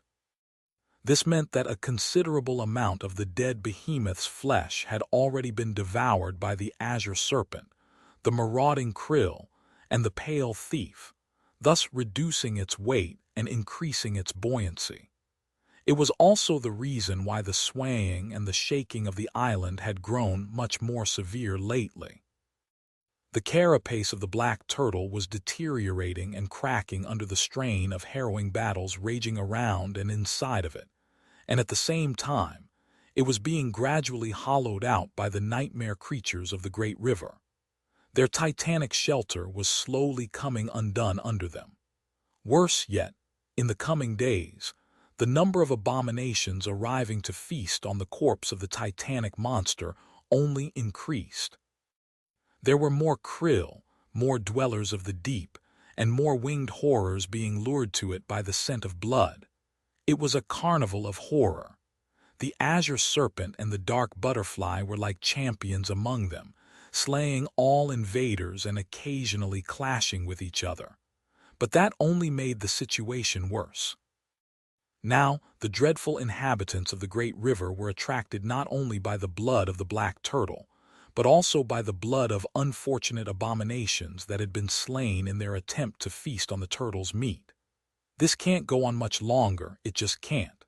Both Sunny and Nephi's knew that doom was swiftly approaching. However, there was nothing they could do. No matter how much they hoped and how diligently they watched the horizon, there was no sign of anything that could save them. There was no land and no ships anywhere in sight. There was not even a piece of flotsam drifting on the waves, only a vast, deep, and endlessly flowing expanse of water that shone under the dreamlike radiance of the 7 beautiful suns. Chapter 1273 Collapse. Sunny, wake up! Sunny opened his eyes and tensed. Sensing the world through the shadows, he couldn't feel any danger, but there was urgency in Neph's voice. Something was wrong. As his mind entered a state of battle readiness, he pushed himself off the ground and briefly studied the fissure. It was still night, so everything was enveloped in deep darkness. That darkness, of course, could not hinder his sight. Sunny saw every detail of their small camp and of the weathered walls of black rock surrounding it. Everything seemed fine. Saint, who was guarding them from high above, was also calm. He turned to Nephi's and asked, "What is going on?" She pressed a finger against her lips and whispered. There was a sound. The next moment he heard it too, a dull, echoing crackle that came from somewhere below, spreading through the rock in a subtle vibration, like a stone breaking. He frowned. "What is this?" Sunny and Nephi's froze, listening to the eerie sounds coming from within the carapace of the black turtle. They had not dared to venture there after salvaging the meat. The shell had been hollowed out, but they didn't know by how much, and even though they had heard the sounds of nightmare creatures inside the carcass of the great monster from time to time, this crackling was entirely new. A small whirlwind of sparks appeared in the air, manifesting into a softly glowing paper lantern. Placing it on the lid of the covetous coffer, Nephi's lowered her head and pressed her ear to the ground. There was another cracking sound, and she suddenly flinched. At the same time, Sunny's pupils narrowed as he noticed something that was out of place in their fissure. A small, thin crack appeared on the floor of the ravine. Just as Neph flinched, it suddenly grew, spreading through the black rock in both directions. Then it climbed a few meters up the wall, and when the cracking noise disappeared, a small piece of rock splintered and tumbled down. Neph's face suddenly grew pale. "I think it's going to Bria." Before she could finish, there was another sound, this one so loud that it was almost deafening. Sunny felt the ground suddenly shift under him, and then the entire island shook violently. "It's breaking." Before he even knew what was happening, Sunny jumped. As Nephi's and he soared into the air, the floor of the fissure below them suddenly split and collapsed, revealing a vast cavern of darkness and crimson flesh below. Their small camp was instantly swallowed. Except for the memories like the coffer that were dismissed and disappeared in a whirlwind of sparks, everything else, the fire pit, the sleeping bag, the bed made of soft moss, and the rest of it fell into the darkness in a rain of stone shards. But the collapse was not over yet. As Sunny collided against the vertical wall of the fissure and grabbed onto the rocks, the walls tilted, too. A horrible stench of blood entered his nostrils, and he saw the small crack he had noticed before expanding. Countless new ones appeared as well, and the entire ravine suddenly moved. "Goddammit!" Struggling to outrun the disaster, Sunny pushed himself off the wall and jumped higher. He was aiming to repeat the process and send himself to the surface with the next jump, but the spot that he was aiming for suddenly broke off and plummeted down in an avalanche of stone. Cursing, Sunny manifested the shadows to create a foothold instead. A split second later, he flew out of the fissure, rolled on the ground, then dashed back to its edge and grabbed Neff's hand, helping her climb out. As soon as they rolled away in a heap, the entire edge split off and crumbled down. A panicked thought that the entire island was falling apart entered Sunny's mind. However, the devastation was not as absolute. As the two of them watched, the landscape of the black turtle's shell was changing. It seemed that the schism originated from the location below the central region, where their camp had been located. Wide cracks spread through the black stone, and a wide surface either crumbled entirely or at least sank, forming deep craters. The rest of the island was affected too, but to a smaller degree. It was just a chain reaction that forced the ground to tilt and slide into the water by a few meters. Nevertheless, their shelter was still afloat. Sunny belatedly realized that he was practically laying on Nephi's. Their limbs were entangled and both of them were covered in stone dust. Struggling to breathe, he slowly pushed himself away and stood up. A couple moments later, she followed. Standing dazedly above the newly formed pit, Sunny and Nephi's looked down with bleak faces. Their camp, where they had spent so many peaceful nights, was gone. Much worse, the dark island was showing signs of breaking apart. It was just a part of the central region today, but there would be more collapses in the future. Eventually, the entire shell would crumble, leaving them stranded and lost in the sea of deadly abominations. After almost a month of peace, they finally reached a true crisis. Sunny and Nephi's looked at each other, not knowing what to say. Eventually, he broke the silence. "We need to get off this island." Nephi's lingered for a moment. "Yes, but how?" Sunny looked away with a dark expression. He didn't know. It was not as if they had not been preparing for this inevitable situation. They had tried to come up with a feasible plan dozens of times. However, there was no such plan to come up with. The Azure Serpent was still waiting for them in the water, and the dark butterfly was still ruling over the sky. Worse than that, many more abominations were prowling the surrounding waters, including the harrowing swarms of krill. If the island sank, they were going to die. If it didn't sink, the Azure Serpent would eventually be killed, and they would be devoured by either the monstrous butterfly or some other great nightmare creature. There seemed to be no escape. Staring into the pit filled with stone rubble, Sunny sighed. Now, it finally feels like a real nightmare. A sad smile appeared on his pale face.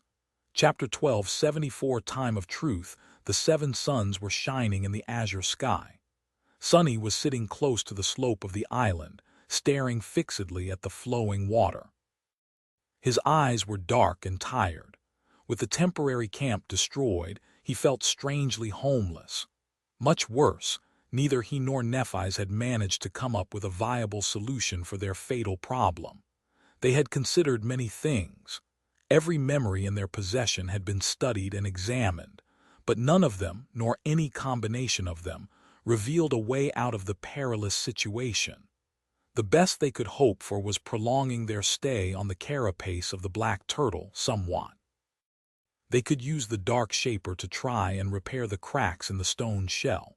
There were other unreliable measures as well, but that would just buy them a few more days at most. There were other memories that they could use to try to escape, but attempting escape was tantamount to suicide. The great nightmare creatures guarding both the water and the sky were not something they could outrun. Then, there were Sunny's shadows. He had once thought that Saint was their best hope of slaying the Azure Serpent. However, after witnessing the mad beast in battle, he didn't think that the taciturn knight could achieve such a feat anymore. Not only because she could not enter the water, but also because his plan to augment her with both the shadows and the white flames had been crushed.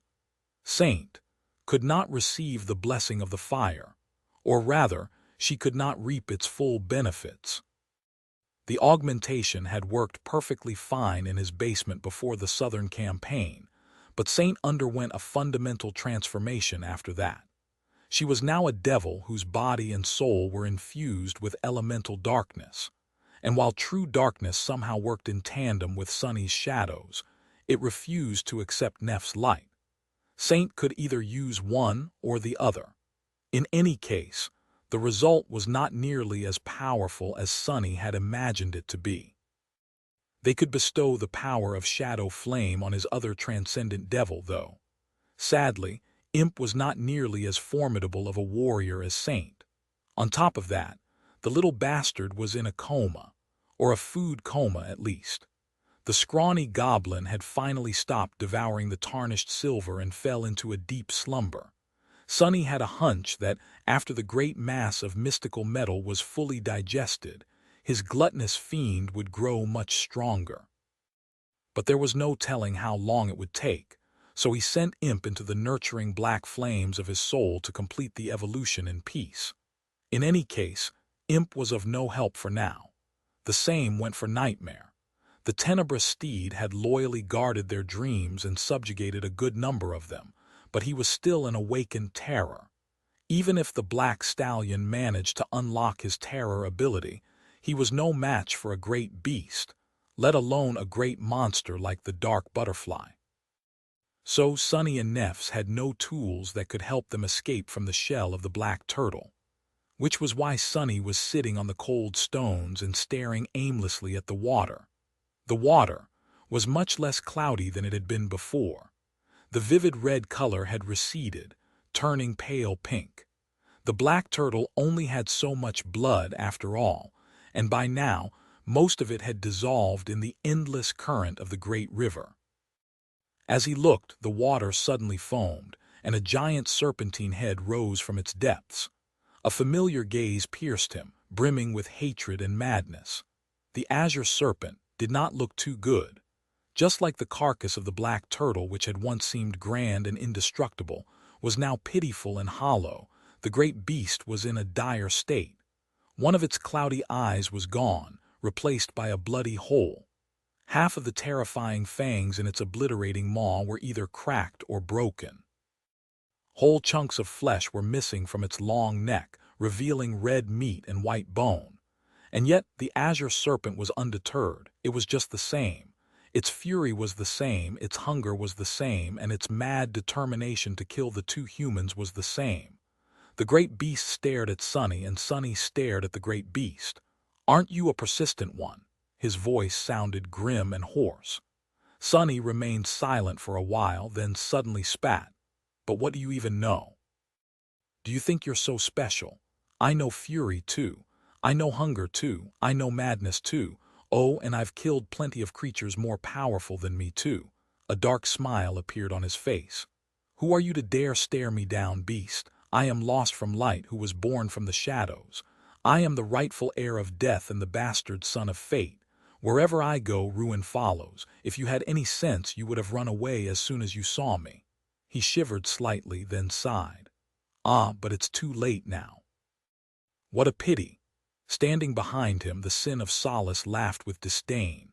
"Wow, what a speech. What are you, an 8th grader?" Ignoring the apparition, Sunny looked away and stood up. There was only one way to leave the island. He had known it for a long time, but felt reluctant to admit it. However, there was no time to lie to himself anymore. Now it was the time for the truth, no matter how hideous and terrifying it was. Walking through the crumbling landscape of the dark island, Sunny found Neffis.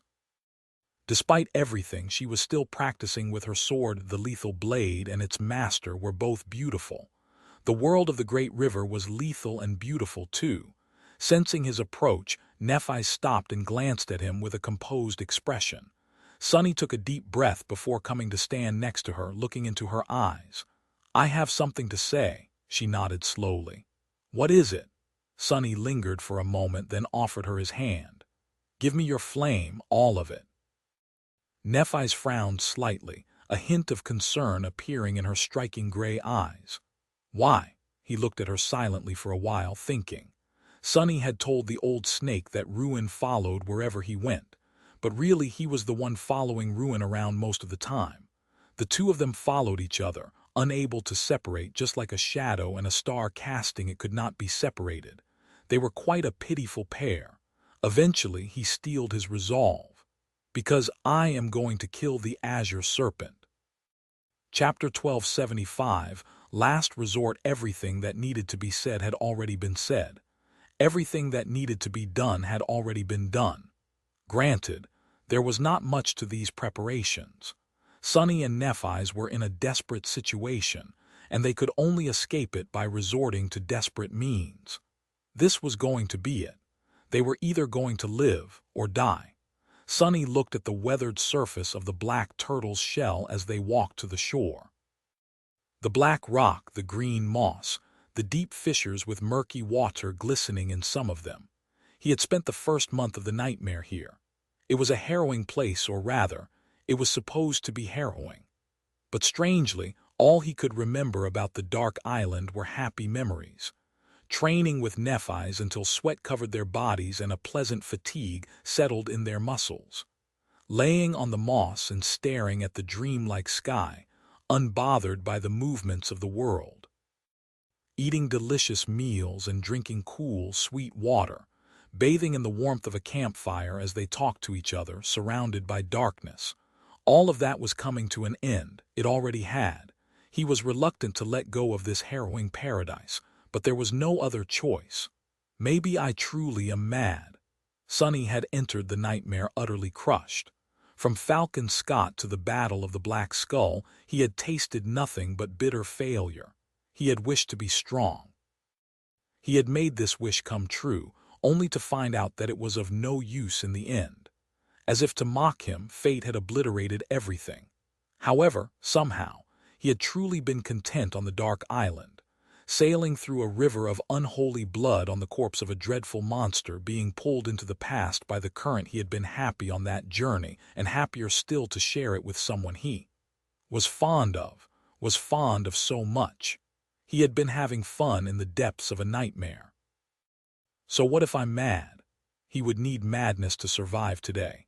The three of them, Sunny and Nephi's and Saint, reached the slope of the island. Below them, the great river was flowing endlessly, bleak because of the encroaching night. The darkest hour, the brief time after the suns had already plunged into the river, but before the vast expanse of clear water started to glow with soft radiance, was swiftly approaching. Sunny took a deep breath. Calm down. You've prepared for this. You've been preparing this whole time. Indeed, Sunny had not spent the whole month simply relaxing and spending idle time with Nephi's. He had always known that this unexpected respite was not meant to last, and so he had been studying the Azure Serpent. By now, Sunny knew the mad beast much better than he knew most people. He had learned everything about it, how the serpent fought, how the serpent thought. What emotions guided it, what dark passion burned in its vile, corrupted soul. He also learned how the creature's colossal body moved and worked, down to the smallest detail, as well as how the great river serpent commanded water to turn it into a weapon. In that regard, Sunny's experience fighting side by side with the scions of the House of Night had been of great help. After coming to learn all these things, Sunny knew for a fact that he would never be able to defeat the Azure Serpent in a battle. But that was if the Azure Serpent was healthy and whole. It was not anymore. The great beast had been ravaged by the battles with the dark butterfly, the harrowing assaults of the Krill swarms, and the insidious attacks of the marauding abominations. Its flesh was shredded and frayed, its strength was exhausted, and its mind was clouded by rampant madness. So maybe, just maybe, Sunny stood a chance of emerging victorious from the fight. If he won, they would have to leave the dark island immediately and never look back. Otherwise, the monstrous butterfly was going to descend from the dark sky, notice them, and devour them. If he lost, he would die. At least he would die first, turning the words the Sin of Solace had whispered once into a lie. I'm ready. With a sigh, Sunny turned to Nephi's and offered her a faint smile. He lingered for a few moments, then said evenly, "The next one is on you." She nodded seriously, completely missing the humorous undertone. "Of course." Sunny shook his head, then took her hand, transferring the essence pearl from his soul into hers. "I was joking, you know." Nephi's lingered for a moment. Suddenly she gripped his hand tighter and looked him straight in the eyes. "I wasn't." He held her gaze for several long, poignant seconds before freeing his hand with a sigh. Then Sunny glanced at Saint. "You know what to do." The graceful knight raised her bow with indifferent grace. She had to play an important part in the battle. Two Nephis might not have been able to augment her with the white flames, but Saint had been wearing the stifled scream for an entire month. Better yet, just as Sunny had thought, sailing on the great river had a strange effect on the transcendent charm. By now, the enhancement it gifted to the taciturn shadow was much greater than it was supposed to be.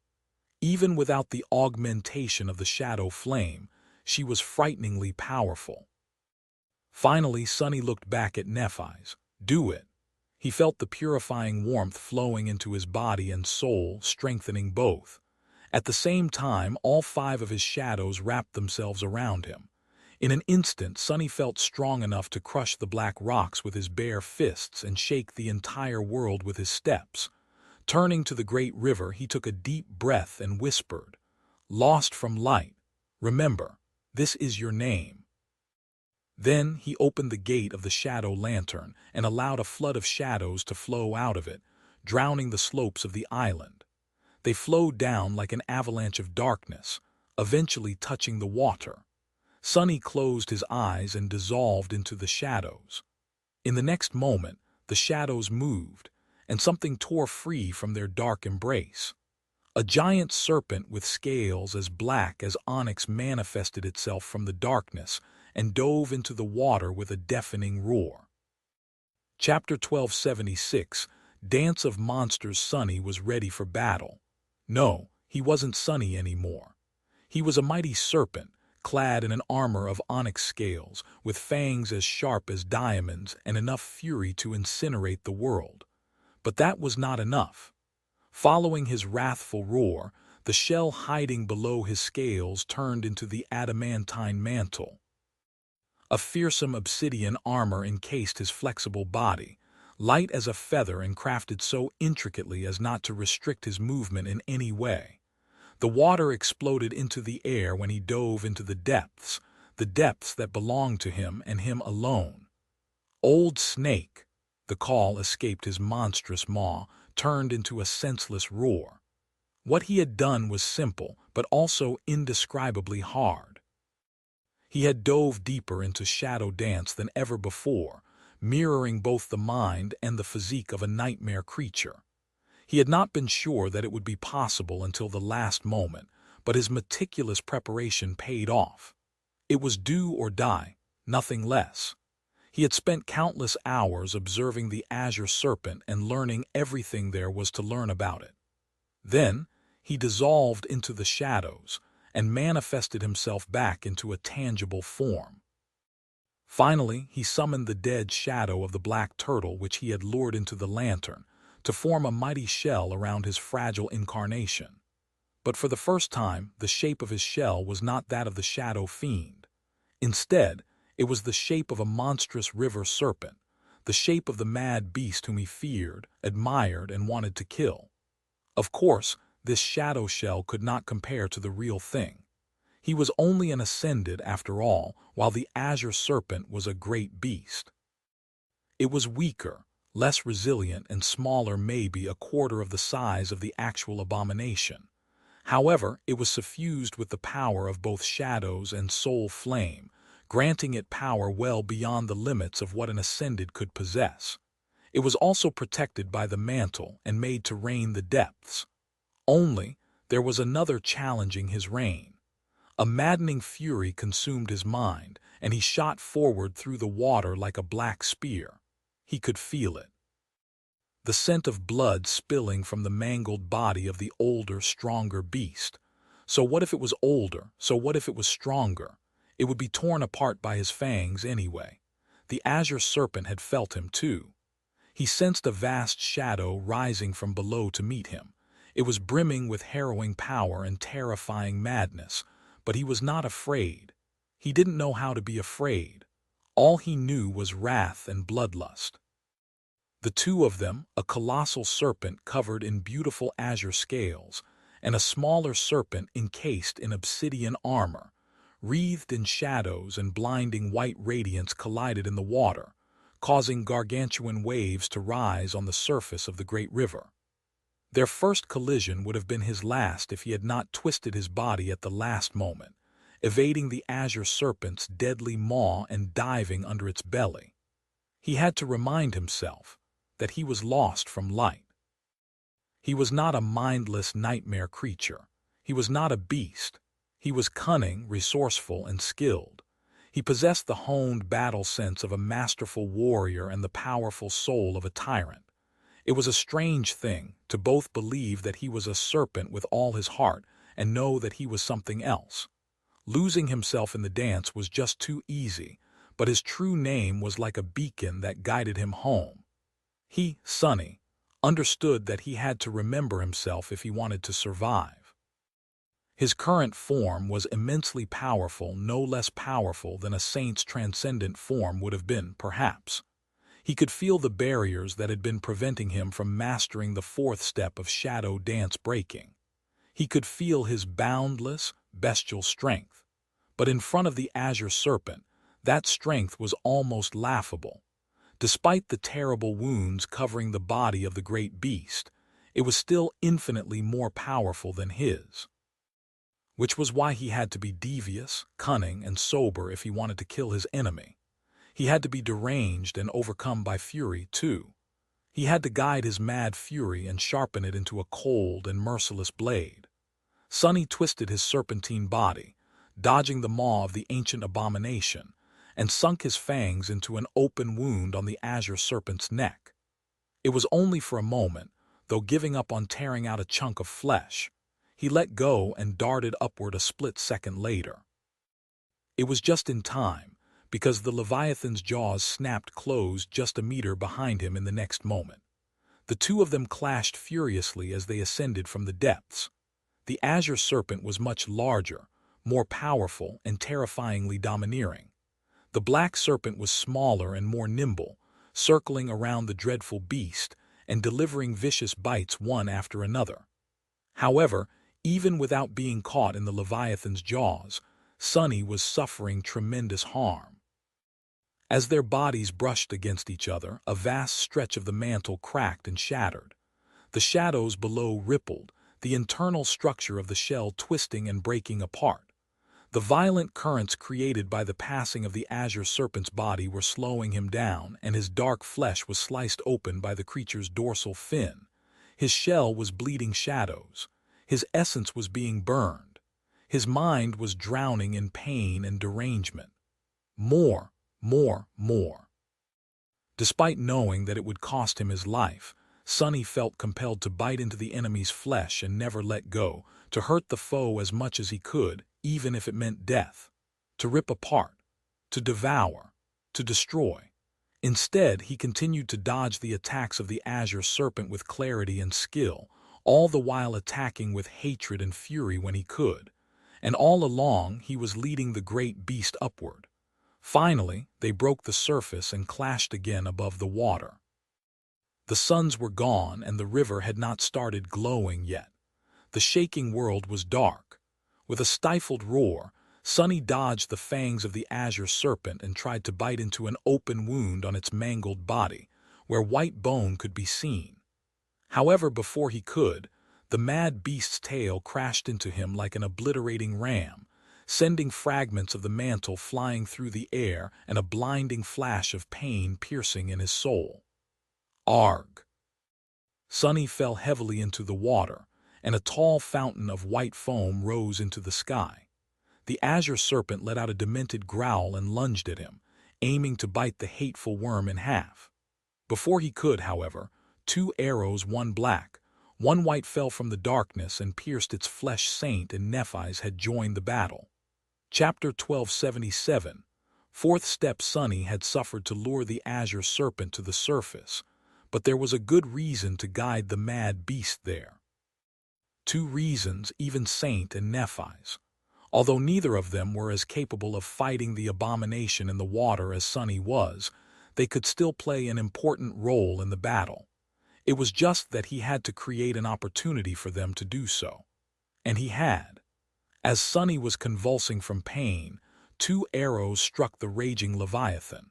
One was entirely black, as if forged out of pure darkness, which it was.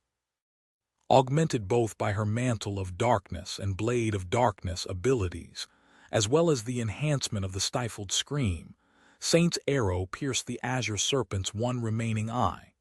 It was the darkest hour of the night, and so her strength was at its peak.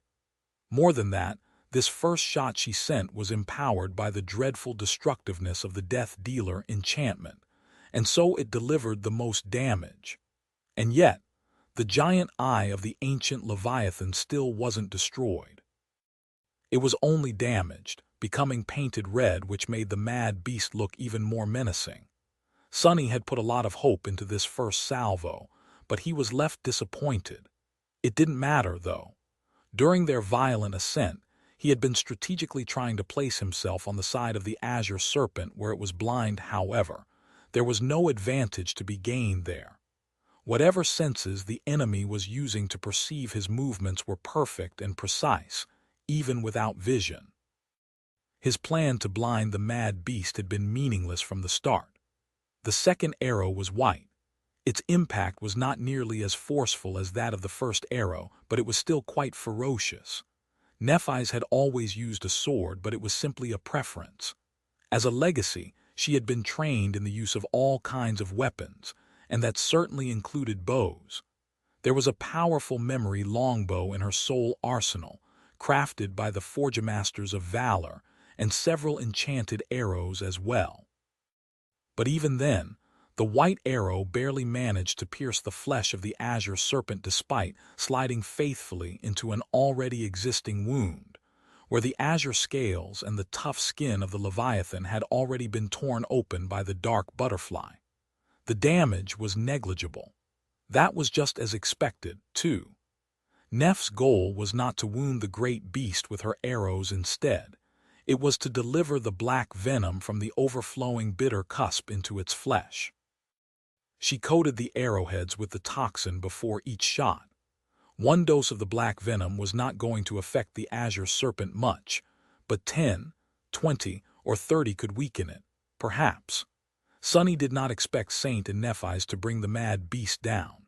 After all 5 shadows and all the soul flame were augmenting him, and him alone he was the only one with the ability to truly damage the abomination.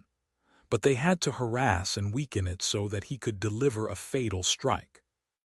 It seemed to be working. The 2 arrows had not seriously wounded the Azure Serpent, but they had distracted it for a second. That second was enough for Sunny to shake off the terrible pain of having his soul damaged and slightly repair his shell. Letting out a wrathful hiss, he shot forward and bit into the side of the Leviathan. Even though the shadow shell had no taste buds, he could swear that he sensed the salty taste of blood on his tongue. That taste drove him into a frenzy. Devour. I am going to devour you. I am going to rip you apart. Forgetting the pain, forgetting the suffering, Sunny pressed his mighty jaws together in an attempt to savage and mutilate his enemy. It was only through an incredible effort that he forced himself to maintain control and let go, dashing aside just in time to avoid being trapped and crushed in the coils of the Azure Serpent's colossal body. A drop of cold fear fell into the incinerating inferno of his fury. This is dangerous. Battling a great beast was already perilous enough, but the act of assuming the shape and form of a nightmare creature, of diving into its mind and heart so deeply, was in and of itself a great danger. Sunny had used shadow dance to read abominations before, but he had never tried to manifest himself into one of them. It was too easy to get lost in that state, maybe forever. Even the true name was not a panacea. He also had to maintain his sense of self, while simultaneously denying it. Maybe this was the 4th step of shadow dance, the ability to preserve his identity while becoming truly formless in mind, body, and soul, and thus infinitely malleable, like all shadows were. As Sunny nimbly dodged the attacks of the Azure Serpent and lashed out with his sharp fangs and crushing tail, more arrows fell from the darkness. Saint was not using Death Dealer anymore, instead trying to weigh the Leviathan down with the help of Burden of Peace. Nephi's was continuing to poison the great beast with the toxin of the bitter cusp. However, the abomination had quickly grown impatient with their harassment. Its movements changed slightly, and the next time the two shot their bows, a tall wave suddenly rose, washing the arrows away. That gave Sunny an opportunity to deliver a vicious blow, however. Coiling himself around a mangled span of the Azure Serpent's body, he slithered forward. His sharp dorsal fin bit into the mad beast's flesh, shredding it like a saw. The soft glow of the brightening water was suddenly painted in a crimson hue. "Die, die, die, I am going to kill you," the Azure Serpent growled and lunged at him, madness burning in its bleeding eye. It was probably thinking the same. Chapter 1278. Mutual Destruction. The great river was foaming and seething, gargantuan waves rising from its softly glowing expanse to crash into the weathered slopes of the crumbling island. Two dark silhouettes, one colossal, the other merely giant, were moving through the raging water, intertwined in a murderous battle. Sunny had been driven mad by pain and bloodlust. He lost count of the number of blows his obsidian, serpentine body had endured. He also did not know how many times he retaliated, biting the flesh and breaking the scales of the Azure Serpent. His mantle was in shambles, the living stone failing miserably to keep up with the barrage of devastating attacks he had to endure. The fearsome onyx armor was cracked and shattered, revealing the glossy black scales beneath. Many of its segments were entirely destroyed. The shadow shell that it was encasing had been shredded and ravaged as well. Giant wounds were gaping on it, bleeding shadows. He had been able to repair some of the damage at first, but having the means to do something like that, it seemed so distant now. There was one thing that filled Sunny with dark glee, though. It was that the Azure Serpent looked no better than him.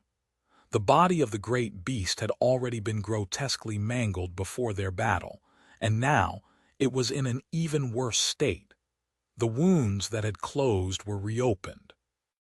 The wounds that had been opened were now wider and more harrowing, with crimson blood flowing out of them into the radiant water.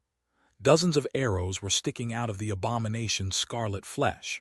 Some of them weighed it down, some sent a deadly toxin circulating through its bloodstream. But the Azure Serpent's eyes still burned with the same madness. "Good, good. Don't you give up on me, old snake." Sunny wanted to kill the hateful beast, but he didn't want that death to be swift. No, he wanted his enemy's agony to last forever. He wanted to tear its flesh with his fangs forever, feel the shudders of pain pulsing through its body forever, hear its pained cries forever. Control yourself. Snapping out of the consuming madness, he reminded himself of his goal. He needed to kill the Azure Serpent as fast as possible, not only because his essence was not limitless, but also because the chances of him being killed by the great beast were much higher than the other way around. If there was the smallest chance, he had to take it. It was just that there were no chances. Still, there were none. The mad beast was still in full control of both itself and the battlefield. The water flowed and twisted to aid it and constrain Sunny, as if obediently following the ancient serpent's commands. Even with its body looking like that of a battered corpse and its mind flooded with pain, the Azure Serpent remained fixated on the solitary goal of destroying its opponent with a truly insane level of focus. But Sunny could feel his mind growing muddled, and his reason wavering. "Oh, I can't go on much longer." For the first time since he had assumed the shape of the onyx serpent, the cold realization that defeat was possible entered his consciousness. The thought was so incongruous with the essence of his monstrous form that the shadow shell almost came undone. He held on to his maddening fury and pushed the thoughts of defeat away. Defeat was not possible. Such a thing did not exist. He would never lose, he would not lose again. That last thought was slightly strange, as if it was not his own. Grinding his fangs, Sonny pushed his enormous body through the hostile water, aiming to ram the side of the twisting Leviathan. He knew that the battle had already turned in his enemy's favor, so he needed to do something to balance the scales. But what? The onyx serpent raged as it burned with the mad desire to destroy his enemy.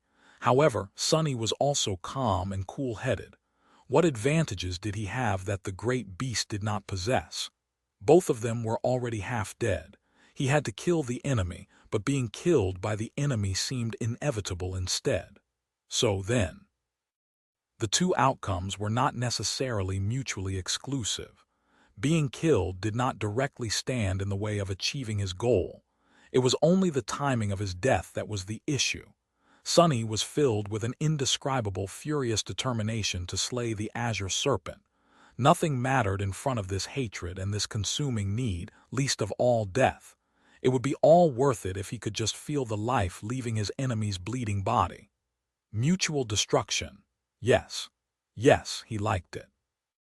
He liked it a lot. This was the advantage he so desperately needed. Dangerous flames ignited in Sonny's onyx eyes as he twisted his long neck and glared at the reeling serpent. The great beast must have been growing weaker. As well, his attacks and the arrows of his companions were slowly grinding down its boundless endurance.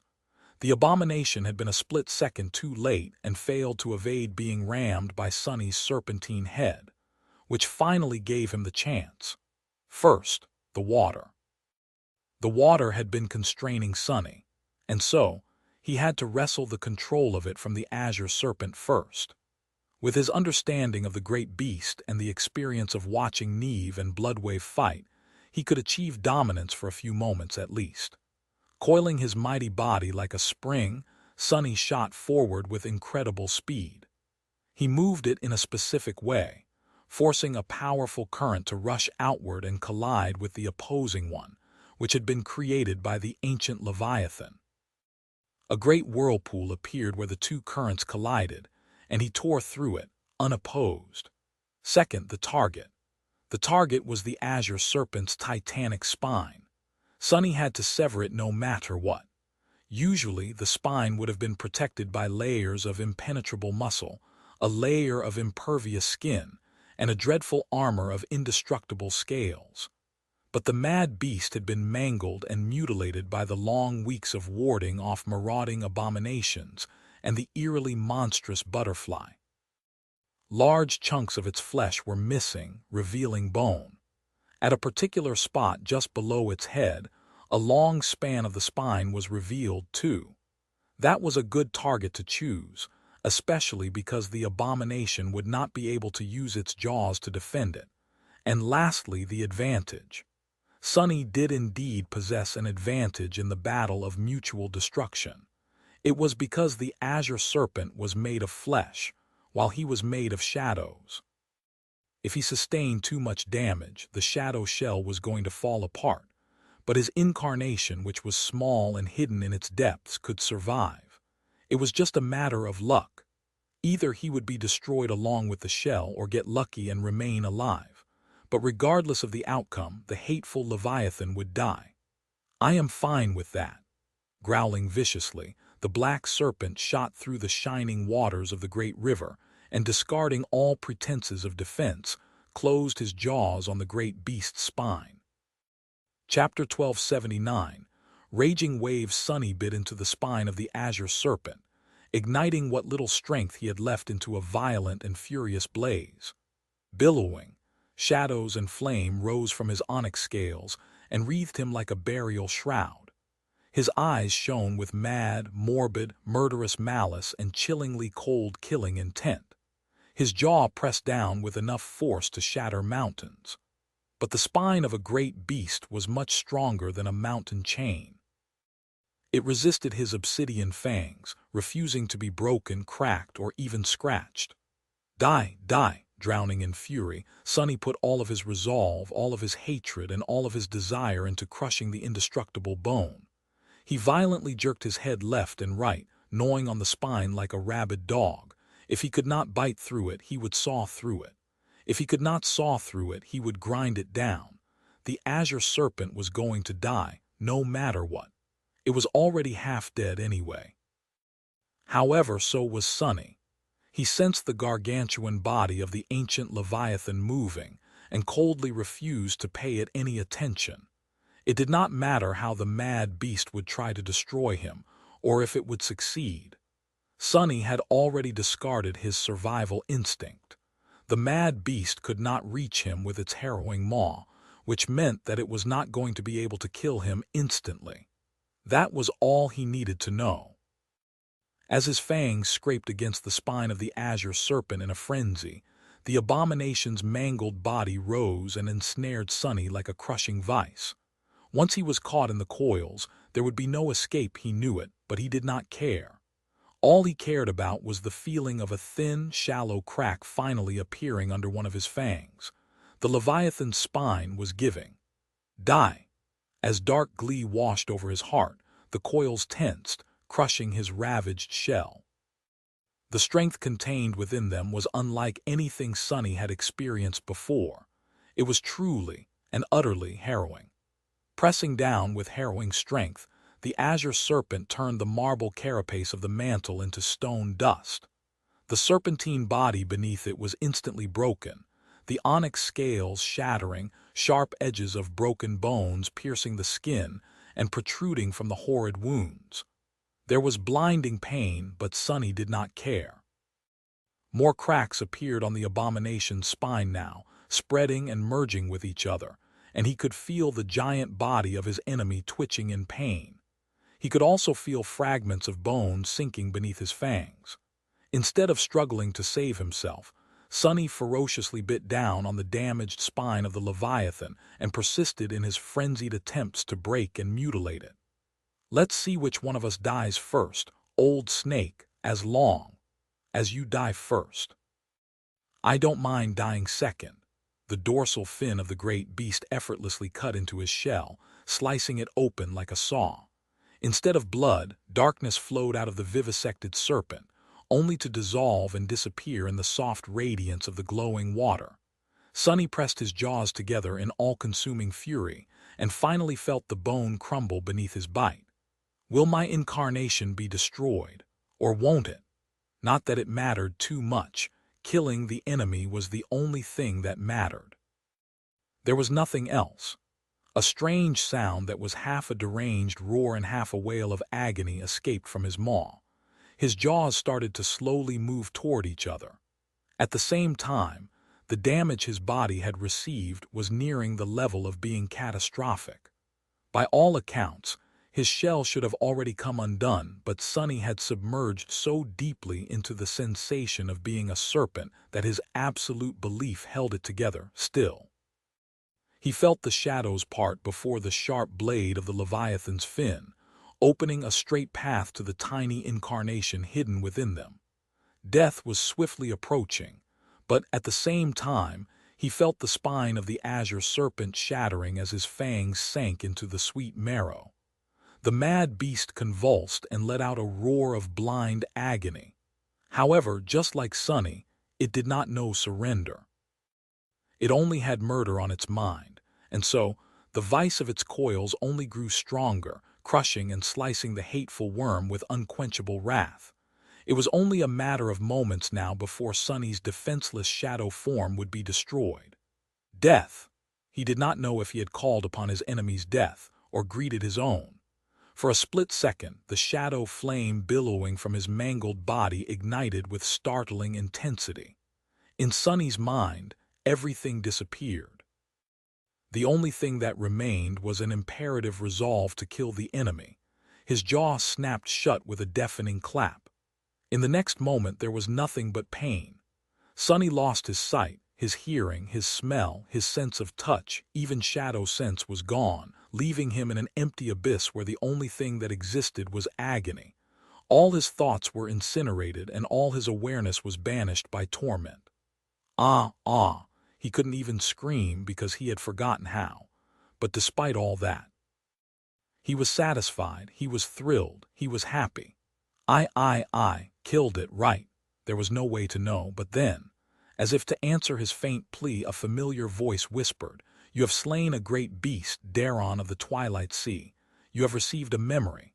The whispers flowed into his soul as darkness encroached on his mind. "Your shadow grows stronger." As the dark island swayed under the assault of furious waves, two broken silhouettes could be seen in the raging water, slowly drifting apart. One, much larger one, had a harrowing wound on its neck. Its spine was entirely snapped, and it was partially beheaded. A fire of indescribable madness was slowly fading away from the Leviathan's damaged eye, which was locked on the unmoving figure of the enemy even in death. The body of the Azure Serpent was slowly disappearing in the beautiful shine of the glowing waters as it fell into the depths. The other, smaller silhouette was torn and ravaged beyond recognition. The serpentine body of the onyx beast was cut and broken, with harrowing wounds gaping across its entire length. It seemed to be on the verge of dissolving into a swarm of intangible shadows. Before it did, however, a graceful figure in a fluttering white tunic dove from the high slope of the island and plunged into the raging waves. Struggling against the furious current, Nephis endured the pain of her flaw and swam toward the onyx serpent. Chapter 12. 80 Beauty and the beast Sunny was drowning in a sea of pain. His mind, what little of it was left, had become faint and fragile, ready to collapse at any moment, but it had not collapsed yet. Actually, there was a piece of good news, too. The fact that he was capable of feeling pain meant that he was still alive. The fact that he was still alive meant that the Azure Serpent was dead. Otherwise, it would have finished Sunny off already. I won. It was a small consolation.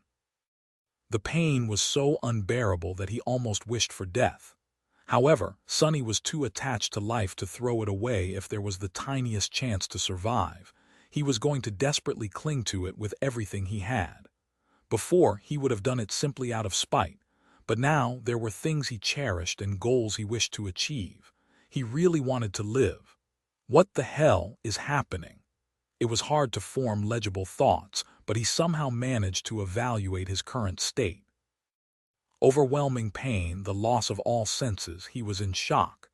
He was in a pain shock due to his shadow incarnation receiving severe damage. His soul had been wounded terribly, which meant what he didn't know.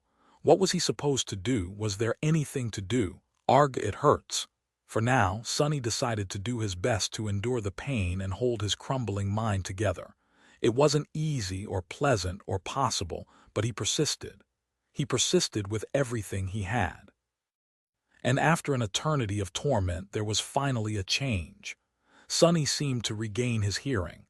The first thing he heard was Neph's distorted cry, "Sunny, don't die, please." He was strangely annoyed. "Crap, that was an order, wasn't it?" She broke her promise. Not that it could change anything. It would have been great if Nephis giving him an order to survive magically restored his body and healed his wounds. But Sunny had to be able to execute a command for Shadow Bond to compel him into action or inaction. So, if Nephis suddenly decided to order him to go and bring her the moon one day, at most he would be forced to fruitlessly try his best. And he was already trying his best to survive.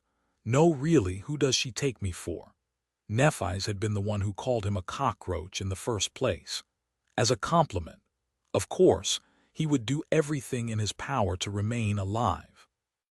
There was no need to shout. Sunny slowly realized that his thoughts were becoming longer and more cohesive. Something is changing. Slowly, his senses returned, one after another.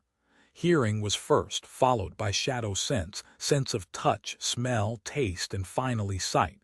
It was all a proper mess, though his vision was blurry and his other senses were going haywire. There was more pain, too, this time of a physical nature. Why am I even feeling physical pain? I am a manifested shadow right now, technically. Perhaps it was a phantom pain. Even though Sunny did not possess a human body at the moment, his mind was still that of a human. And when his mind perceived the dreadful damage done to his shadow body, it reacted the only way it knew how, by panicking and drowning itself in pain. Curses! Sunny gritted his teeth and was startled by the fact that he had regained the ability to grit his teeth. Even more surprising was the fact that it was fangs and not teeth that he was grinding against each other. His shell seemed to have held together somehow. Finally, he became lucid enough to understand the situation. The tumultuous waters of the great river were suffused with a soft radiance, indicating that it was still night. More than that, he judged that less than a minute had passed since his final clash with the Azure Serpent, with Daron of the Twilight Sea. He knew that because the colossal corpse of the ferocious great beast could still be seen barely, as it slowly sank into the depths of the river. The frightening silhouette of the ancient Leviathan grew smaller as it fell into the unfathomable depths and dissolved in the beautiful glow. A complicated mix of emotions rose in Sunny's heart when he saw his enemy dead. There was dark glee, a strange hint of sorrow, respect, contempt, hatred, curiosity, suspicion. There was also a strong feeling of regret. That was a supreme soul shard disappearing into the depths, after all, he groaned. Turning his attention away from the body of the slain Leviathan, Sunny tried to understand what was happening around him. He perceived his long serpentine body now mangled and savagely ripped apart. It felt weak, understandably so, but also weaker than that. The soul flame was gone. He was only augmented by the 5 shadows now. Finally, Sunny noticed Nephi's. Her small figure was on top of him. She must have climbed onto his giant body while he was floating lifelessly in the water, paralyzed by pain and on the verge of losing consciousness. Both of her palms were pressed against broken onyx scales, and her skin was shining with soft white radiance. Ah, she must have retrieved her flames. Nephi's was healing him. But suddenly, her radiant figure exploded with light, dispelling the darkness of the night like an actual star. Sunny felt the familiar warmth now much more intense than it had ever been before, flowing into him like a flood. And embraced by that warmth, his broken form started to restore itself. As he felt it, startled, his deeply wounded soul was healed. His half-destroyed shadow incarnation was restored to a pristine state, and shockingly, even his serpentine shell knitted itself back together. The harrowing wounds closed, the shattered onyx scales glued themselves back together. By the time Neph's radiance wavered and fell, Sunny was as good as new. The pain that had been tormenting him receded, then disappeared completely. He was alive again. Nephi's fell powerlessly on his wide back. She remained motionless for a few moments, then dragged her body up and clutched to 2 of the horn-like spikes growing from the crown of his head, where the dorsal fin ended. Right, the Azure Serpent was dead, but they were still far from being safe. In fact, they were in mortal peril, much more so than when the great beast had been alive.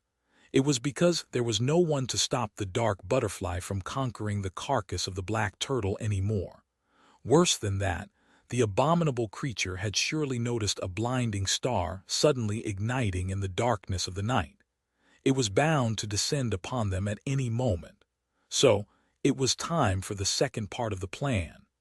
We actually made it so far, huh? It was time to leave the dark island behind and run. Let's go, Neph. Dismissing Saint, Sunny spent a split second to gather the strength permeating the vast expanse of his mighty, serpentine body. Then, with Nephi's on his back, he lowered his head and dove into the endlessly flowing, radiant waters of the great river. Chapter 12. 81. Leaving the dark island, Sunny dove into the shining depths of the great river. His serpentine body was like a spear carved from black onyx, cutting through the radiant water with stunning, terrible speed. It was made to rule the sea, so no ship or vessel could compete with him in the deep. A great monster, though, even though the dark butterfly was an aerial abomination, it had shown a dreadful ability to fight the Azure Serpent underwater with strange ease. They needed to escape being noticed by it, and so Sunny swam down. Nephi's had the essence pearl, so he was not afraid of pulling her so deep that she would drown. That said, he was afraid of the depths. There was no telling what was hiding at the bottom of the great river. What kind of horrors lived there? Did time exist there, and if so, what was its flow? Sonny did not know, and he wasn't ready to find out. The plan they had concocted was to dive deep enough to avoid the notice of the dark butterfly and then travel downstream, gradually returning to the surface. He saw no reason to change it. As the onyx serpent moved down into the flowing abyss with a fragile human figure clutching to his horns, the dark island slowly disappeared in the distance. Its ominous silhouette was consumed by the radiance of the water, and soon there was nothing around them but shining emptiness. Sonny felt a strange, melancholy brush against his heart and steeled himself. They had finally escaped from the shell of the black turtle. That place.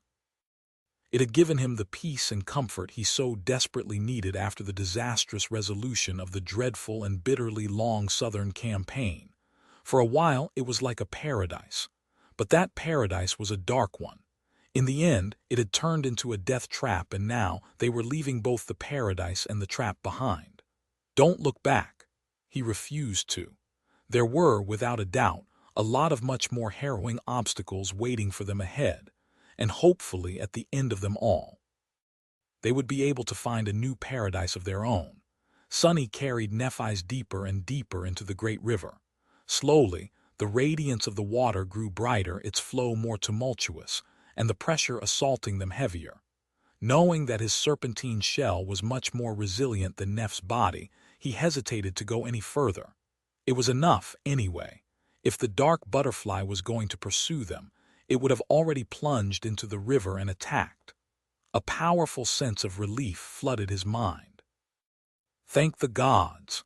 Sonny barely survived a battle with a great beast, and that was mostly due to the fact that the Azure Serpent had already been wounded, exhausted, and close to death. Fighting a great monster immediately after that battle would have surely been the end of him. Twisting his giant body, Sonny slowed their descent, and then pushed forward. His already tremendous speed increased even more when he started to move with the current. It was to such a degree that Nephi struggled to hold on to his horns despite her ascended strength. But there was no helping it. Now that they had escaped the dark island and the monstrous butterfly, another challenge lay in front of them, one that was perhaps even harder to overcome. That challenge was the expanse of the great river itself. There was no point in leaving the dark island if all that awaited them was a slow, agonizing death. There were harrowing abominations of all kinds dwelling both in the water and in the boundless sky. Without anywhere to find shelter, doom was all but guaranteed. They might escape it once or twice, perhaps even a dozen times, but sooner or later, exhaustion would overwhelm them, and their luck would run out. Then, the great river would become their grave. That was why Sonny and Nephi's had a clear goal in mind. They had to travel downstream, as far into the past as they could, and discover the ancient people who had entered the tomb of Ariel thousands of years ago. Sonny was incredibly swift while encased in the shell of the onyx serpent. He could cover a great distance in a short amount of time, traveling much further than the carcass of the black turtle had been pulled by the current in an entire month. The problem was essence. Existing as a shadow incarnation was consuming his essence, and sustaining the massive shape of the river serpent was consuming it as well. He had already spent a lot of essence fighting the mad Leviathan, and although Neph's flame was enhancing his soul to a degree, his reserves were not infinite. Even though he was a tyrant, they were not at all adequate for the task at hand. And so, Sonny had to hurry. He had to squeeze all the speed he could muster from his serpentine form while he could. If his essence ran out before they found land, or anything at all to climb onto, there would be no choice but to remain drifting in the water, slowly recovering their powers and hoping desperately that nothing would attack them in the meantime. The dwellers of the deep, the swarms of abominable krill, the flying predators that hunted creatures inhabiting the river. He didn't think that they would live long enough for their essence to be replenished. Praying that something appeared on the horizon, Sunny flew through the shining water. His powerful body cut through the flowing abyss, leaving a trail of raging turbulence in its wake. Nephi's clung desperately to his horns, exhausted by the explosion of healing flames she had created earlier to save him, and the harrowing pain of having to use her aspect for so long and with such intensity. Strangely enough, Sunny had ended up in a better state than her, despite being the one who had fought in the battle with the Azure Serpent. The longer they swam, the more worried about her he became. But he was tired, too. His wounds might have healed, but the terrible mental exhaustion remained, smothering his ability to remain clear-headed and strive forward without rest. Slowly, a cold lethargy was seeping into his mind. Struggling against it, he continued to swim forward. Chapter 12. 82 currents of time. Sunny did not know how far, exactly, they had traveled away from the dark island, but the distance had to be immense. His shadow shell was not only enormous, it was also created to reign in the water. Considering that he was moving with the current of the great river, his already great speed was enhanced even more. So he decided that it would be safe to rise to the surface. Gradually ascending, he tore through the radiant abyss and finally raised his head above the glistening waves. Still clinging to his horns, Nephi slumped down and breathed heavily. It had been hard for her to withstand the resistance of the water, which had been battering her like a ram for so long. The greater Sunny's speed was, the greater was the resistance. She had already been exhausted by straining her ability beyond its limit, and enduring the feverish race through the depths could not have been easy. But now that the onyx serpent's head was above water, Nephi's could finally rest a little. The sky was still impenetrably black. A soft glow was rising from the river, illuminating the vast emptiness of its flowing expanse. The view was as dreamlike and magical as it had been on the first day Sunny had seen it, but his heart was pierced by despair. It was because even now, after leaving the dark island so far behind, he couldn't see any hint of land anywhere around them. An old doubt crawled into his mind, sapping strength from his tired body. What if there is no land? What if this whole world is nothing but water? Gritting his fangs, Sunny let out a quiet growl and strained every fiber of his shell to accelerate even more. With his onyx snout as the spearhead and his black dorsal fin as a sharp blade, he cut the glowing surface of the great river. Faster, faster. He was not out of essence yet. There was a certain sense of exhilaration he felt, flying toward the horizon with terrible speed. The speed, the might of his shell, the slender weight of Neph's body pressing down on his scales, and the empty vastness of the boundless black sky, it was almost liberating. But at the same, his heart was drowning in anxiety, fear, and dread. And soon he was proven right to be afraid. Sunny felt an ominous premonition and rose his head a little higher above the water. In the next moment his serpentine eyes narrowed. There, ahead of them, the surface of the great river was seething and boiling. A boundless krill swarm was swiftly moving to meet them, hundreds of thousands of corrupted beasts burning with a mad desire to devour the onyx serpent and his rider alive. Sunny's enormous body shuddered, but he tried to remain calm. This is not the end. The krill swarm was a harrowing foe, but the terror of it lay in how numerous the river locusts were.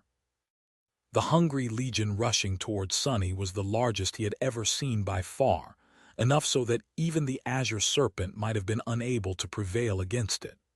However, unlike the ancient Leviathan, Sunny was not constrained by the need to defend his prey, and while the krill were numerous, they were not individually strong. Much more importantly, they were not too fast. Cutting a sharp turn, Sunny roared and flew west, parallel to the approaching mass of abominations. His feverish thoughts dissolved into a simple, bestial need to outrun the swarm. The distance between them grew smaller with frightening speed, and yet he still couldn't see the edge of the vast patch of rough water. And by the time he saw it, there was no time left. Damn it! As Nephi's picked herself up and summoned a sword, Sunny plunged into the mass of krill.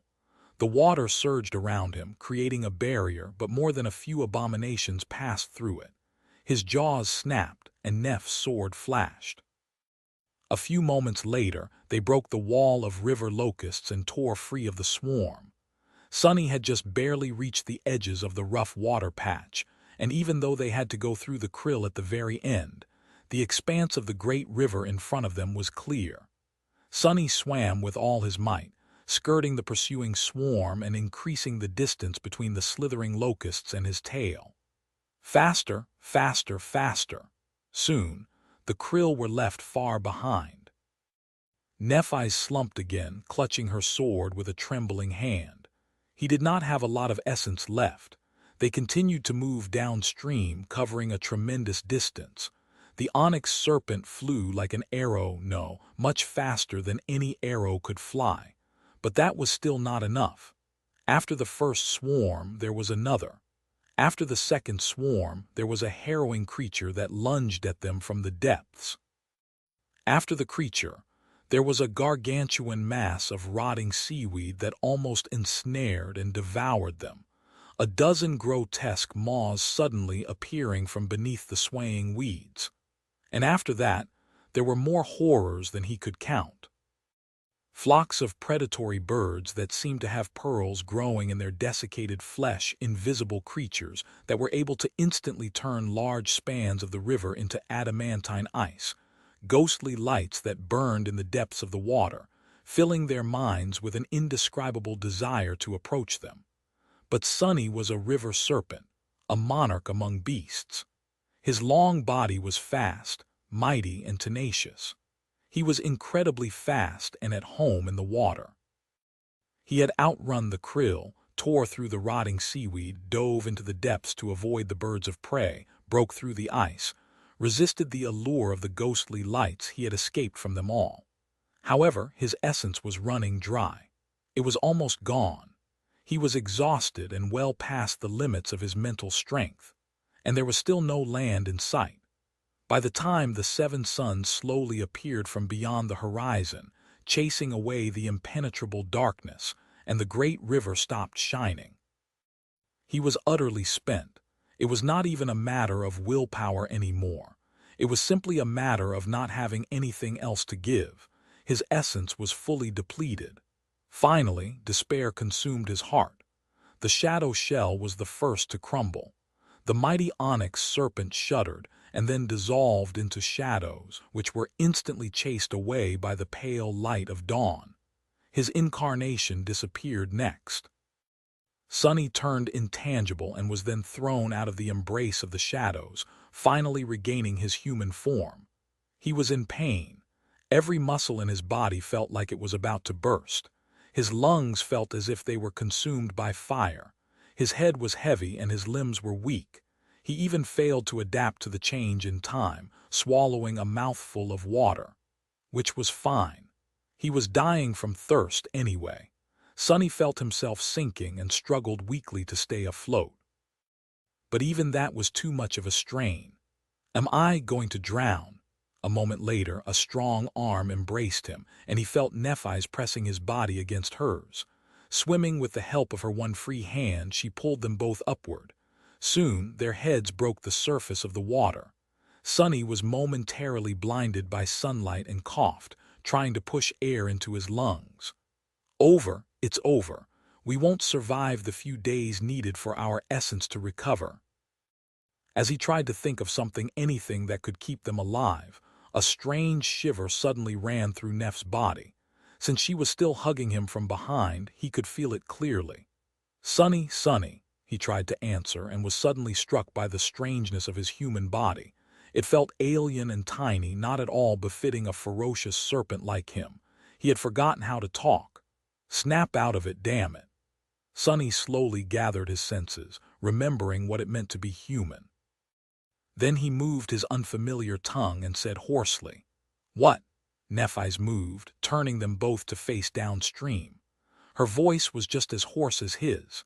There, he frowned, following the direction where her finger was pointing with his gaze, and then froze. There on the water, no more than 100 meters away, a small boat was swaying on the waves, both of its sails lowered. It was made out of beautiful dark wood, with intricate patterns carved along its sides. There was no movement inside, but the boat seemed to be staying in place, strangely unaffected by the strong current of the great river. And so they were being slowly pulled in its direction. Chapter 12, 83. Ketch, a small wooden vessel, was resting on the sparkling water. The 7 suns were rising from the distant depths, and the world was painted in the lilac hues of early dawn. Illuminated by that beautiful light, the vessel seemed like an illusion. "What is this?" His hoarse voice was full of disbelief. It was just too improbable to find an empty boat swaying gently on the waves just when his essence had run out, and despair had taken hold of his heart. The great river was inconceivably vast, and yet they had just happened to find themselves a mere 100 meters away from a boat at that exact moment. Even when fated was involved, the coincidence seemed too convenient. It was to such a degree that Sonny even considered that he was hallucinating. Wouldn't be the first time anyway. Maybe the Sin of Solace had learned a new trick. However, Nephi saw the boat too. She hesitated for a moment, then said numbly, "It's a ketch." Sonny was about to ask what the word ketch meant, but he was too tired for unnecessary questions. It was probably a type of boat. Regardless, Nephi's knew about these things, considering that she had even built one for them, back on the forgotten shore.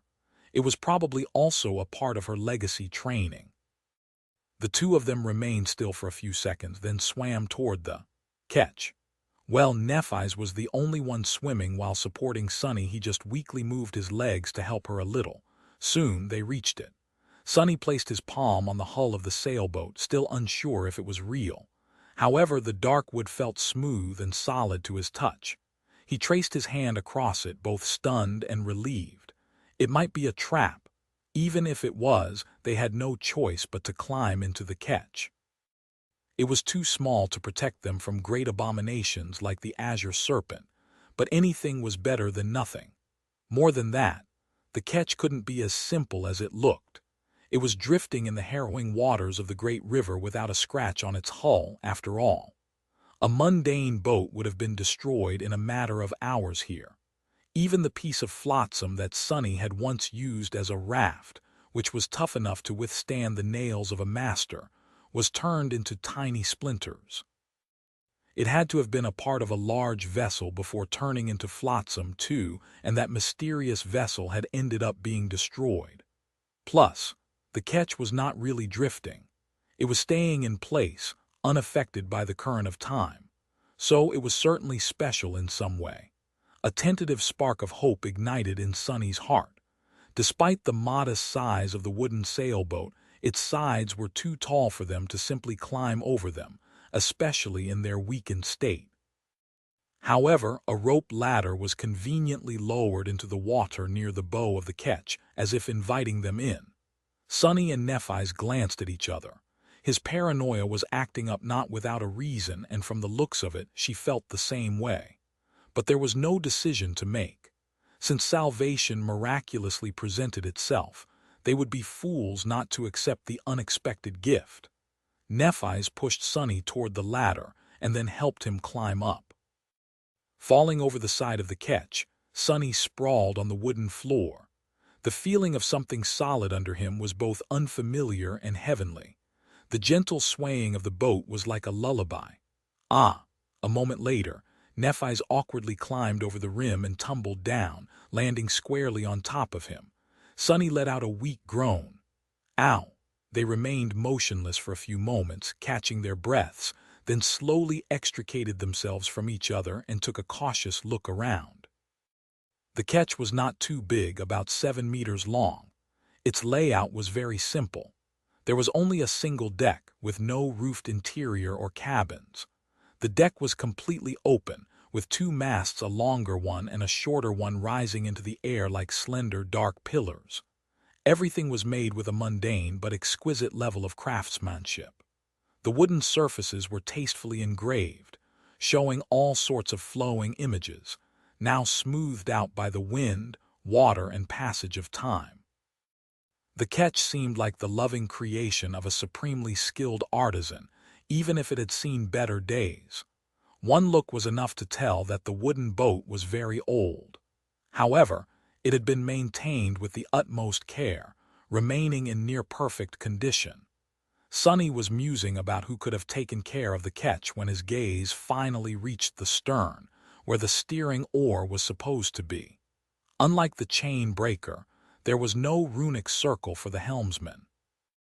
Instead, there was only a very mundane wooden bench, and there on that bench a corpse was sitting with its head hung low. His body suddenly grew stiff. What? Sonny was momentarily paralyzed by shock, because that corpse, it looked eerily familiar. It was shrouded in a dark mantle, which made it hard to determine whether the body belonged to a man or a woman. All that he could see was that the person was of small stature and terribly thin. Their long white hair moved slightly in the wind, and the face was obscured by a mask of black lacquered wood. The mask was carved to resemble the face of a ferocious demon. Its teeth were bared, with 4 fangs protruding from its mouth, and there were 3 twisted horns rising from it like a crown. Inside the black chasms of its eyes, there was nothing but pure darkness. It was Weaver's mask. And the corpse was just like the one he had found beneath the ruined cathedral of the Dark City, all those years ago. Chapter 12. 84 Hail Weaver Sonny found himself unable to move for a few moments. Encountering the Ketch just when they desperately needed shelter was already shocking enough. Finding a corpse that looked eerily similar to the nameless prisoner of the hidden dungeon beneath the ruined cathedral inside the Ketch, it sent him into a fugue state. All kinds of wild thoughts rushed through his mind. For a split second, Sonny even imagined that it was his own corpse, brought here from the future by some strange anomaly of the mystical river. But no, the proportions were all wrong. He was not a tall man, but the mysterious person was even smaller. They were practically tiny. In fact, now that Sonny had taken a good look at the corpse, he realized that it was different from the prisoner of the ruined cathedral as well. The dark mantle and the mask were the same, but the body hidden beneath them was not. Even with its features obfuscated, he could tell the difference. Still, what was the meaning of this? How could there be another Weaver's mask? Who were these 2 people, and how could they be so similar despite the great divide between the Dark City and the tomb of Ariel? Nephi seemed startled as well, albeit for a different reason than Sonny. She did notice his strong reaction, though. "Sonny, what is it?" She must have noticed that the mask the corpse was wearing was the same mask Mongrel wore. She also knew that it was a divine memory of the 7th tier, even if Sonny had never told her where Weaver's mask came from. He took a deep breath. "That corpse, it's just like the one I found in the Dark City, beneath the cathedral. That was where I got the mask." Sonny had found the spawn of the vile thieving bird by pure coincidence, even if that coincidence might not have happened without the influence of fated. Everything that followed after absorbing the drop of ichor that contained blood weave, however, was the result of logic and reason. It was the consequence of that first chance encounter. Guided by the ability to see the radiance of divinity, which Bloodweave granted him, he explored the cathedral of the Dark City and received Weaver's mask. Guided by Weaver's mask, he dove into the sky below, reached the ebony tower, and discovered Weaver's severed arm, thus acquiring bone weave. What was the cause of this situation then? Was it a coincidence or the result of his choices? As Sonny was spacing out, consumed by these thoughts, Nephi's looked at him with a frown. "Corpse, what do you mean?" he shivered. Could she not see the hunched figure sitting on the helmsman's bench? He took a step forward and pointed with a hurried motion. Don't you see that corpse?" Nephi seemed both wary and slightly confused. "Of course I see that person, it's just that." "Why do you keep calling them a corpse? That person is alive." Sunny's eyes widened, and in the next moment the corpse moved. With a deep sigh, its hanging head rose, and two dark chasms carved into the fearsome mask stared at Sunny with an ineffable emotion. Then the corpse slowly, arduously stood up. No, not the corpse, the person. The wearer of Weaver's mask was indeed alive. Sunny watched silently, unable to move. Only his hand stretched out a little, ready to summon a weapon. Once the owner of the Ketch rose to their feet, he realized that they were indeed very small. The figure shrouded by the dark mantle was extremely thin, seeming weak and frail. The person's back was hunched, and their hands seemed to be shaking slightly. It was no surprise that Sunny had mistaken the wearer of the mask for a corpse. With the person remaining utterly motionless and his perception painted by the encounter in the dungeon of the ruined cathedral, it would have been strange for him to assume that they were alive. The hunched stranger froze, looking at them through the lightless pits of the black lacquered mask's eyes. Sunny and Nephi's weren't moving either, not knowing what to do. They had just unceremoniously climbed into this person's boat. So what was there to do? Ask politely to be saved, or attack them out of fear? Sunny secretly shifted his gaze, trying to determine whether the wearer of the mask was a human or a nightmare creature. However, just like with the corpse beneath the cathedral, the dark mantle and the mask were impenetrable. Beyond them lay an unknowable abyss. An icy chill crept up his spine. Then the owner of the Ketch slowly raised their hands, which were wrapped in black gloves. The thin fingers touched the edges of the black lacquered mask and slowly pulled it down. The face that was revealed belonged to a human. She was an old, extremely old woman. Sunny had never seen anyone who looked so ancient. He couldn't quite believe that someone that aged could still be alive. Her tanned skin was covered in a spiderweb of deep, cavernous wrinkles and clung to her emaciated face like fragile paper. Her long hair was entirely white and thin, revealing glimpses of the brown parchment of her scalp. Her eyes, which had been piercing once, were now dull and obscured by milky cataracts. The old woman's small, hunched body was frail and thin, as if ready to collapse from the smallest gale. The dark mantle hung listlessly from it, a few sizes too big. Nevertheless, she was emanating a feeling of unimpeachable dignity, willpower, and sanctity, even. The black mask fell to the deck of the Ketch with a wooden clack. The old woman was looking at Sunny and Nephi silently, one moment passing after another. And then she moved. Bending down, she groaned and slowly kneeled. Sunny was startled, but most of all, he felt a strong urge to jump forward and stop her. It felt incredibly wrong to see such an old woman prostrating herself, let alone in front of him. He noticed Neff's back growing stiff as she felt the same. The corner of her eye twitched, but neither of them moved. Finally, the old woman's knees touched the deck. Placing both hands in front of her, she took a shaky breath and then kowtowed deeply. Her quiet voice sounded like a scraping quill. Hearing it, Sunny flinched. She said, "Hail, Weaver, demon of fate." In the silence that followed, he hesitated for a while and then answered, "Firstborn of the unknown." The old woman remained motionless for a few moments and then let out a long sigh. Lowering her head even closer to the deck, she spoke with reverence. Ananke greets the children of Weaver. Chapter 12, 85 Ananke. Ananke greets the children of Weaver.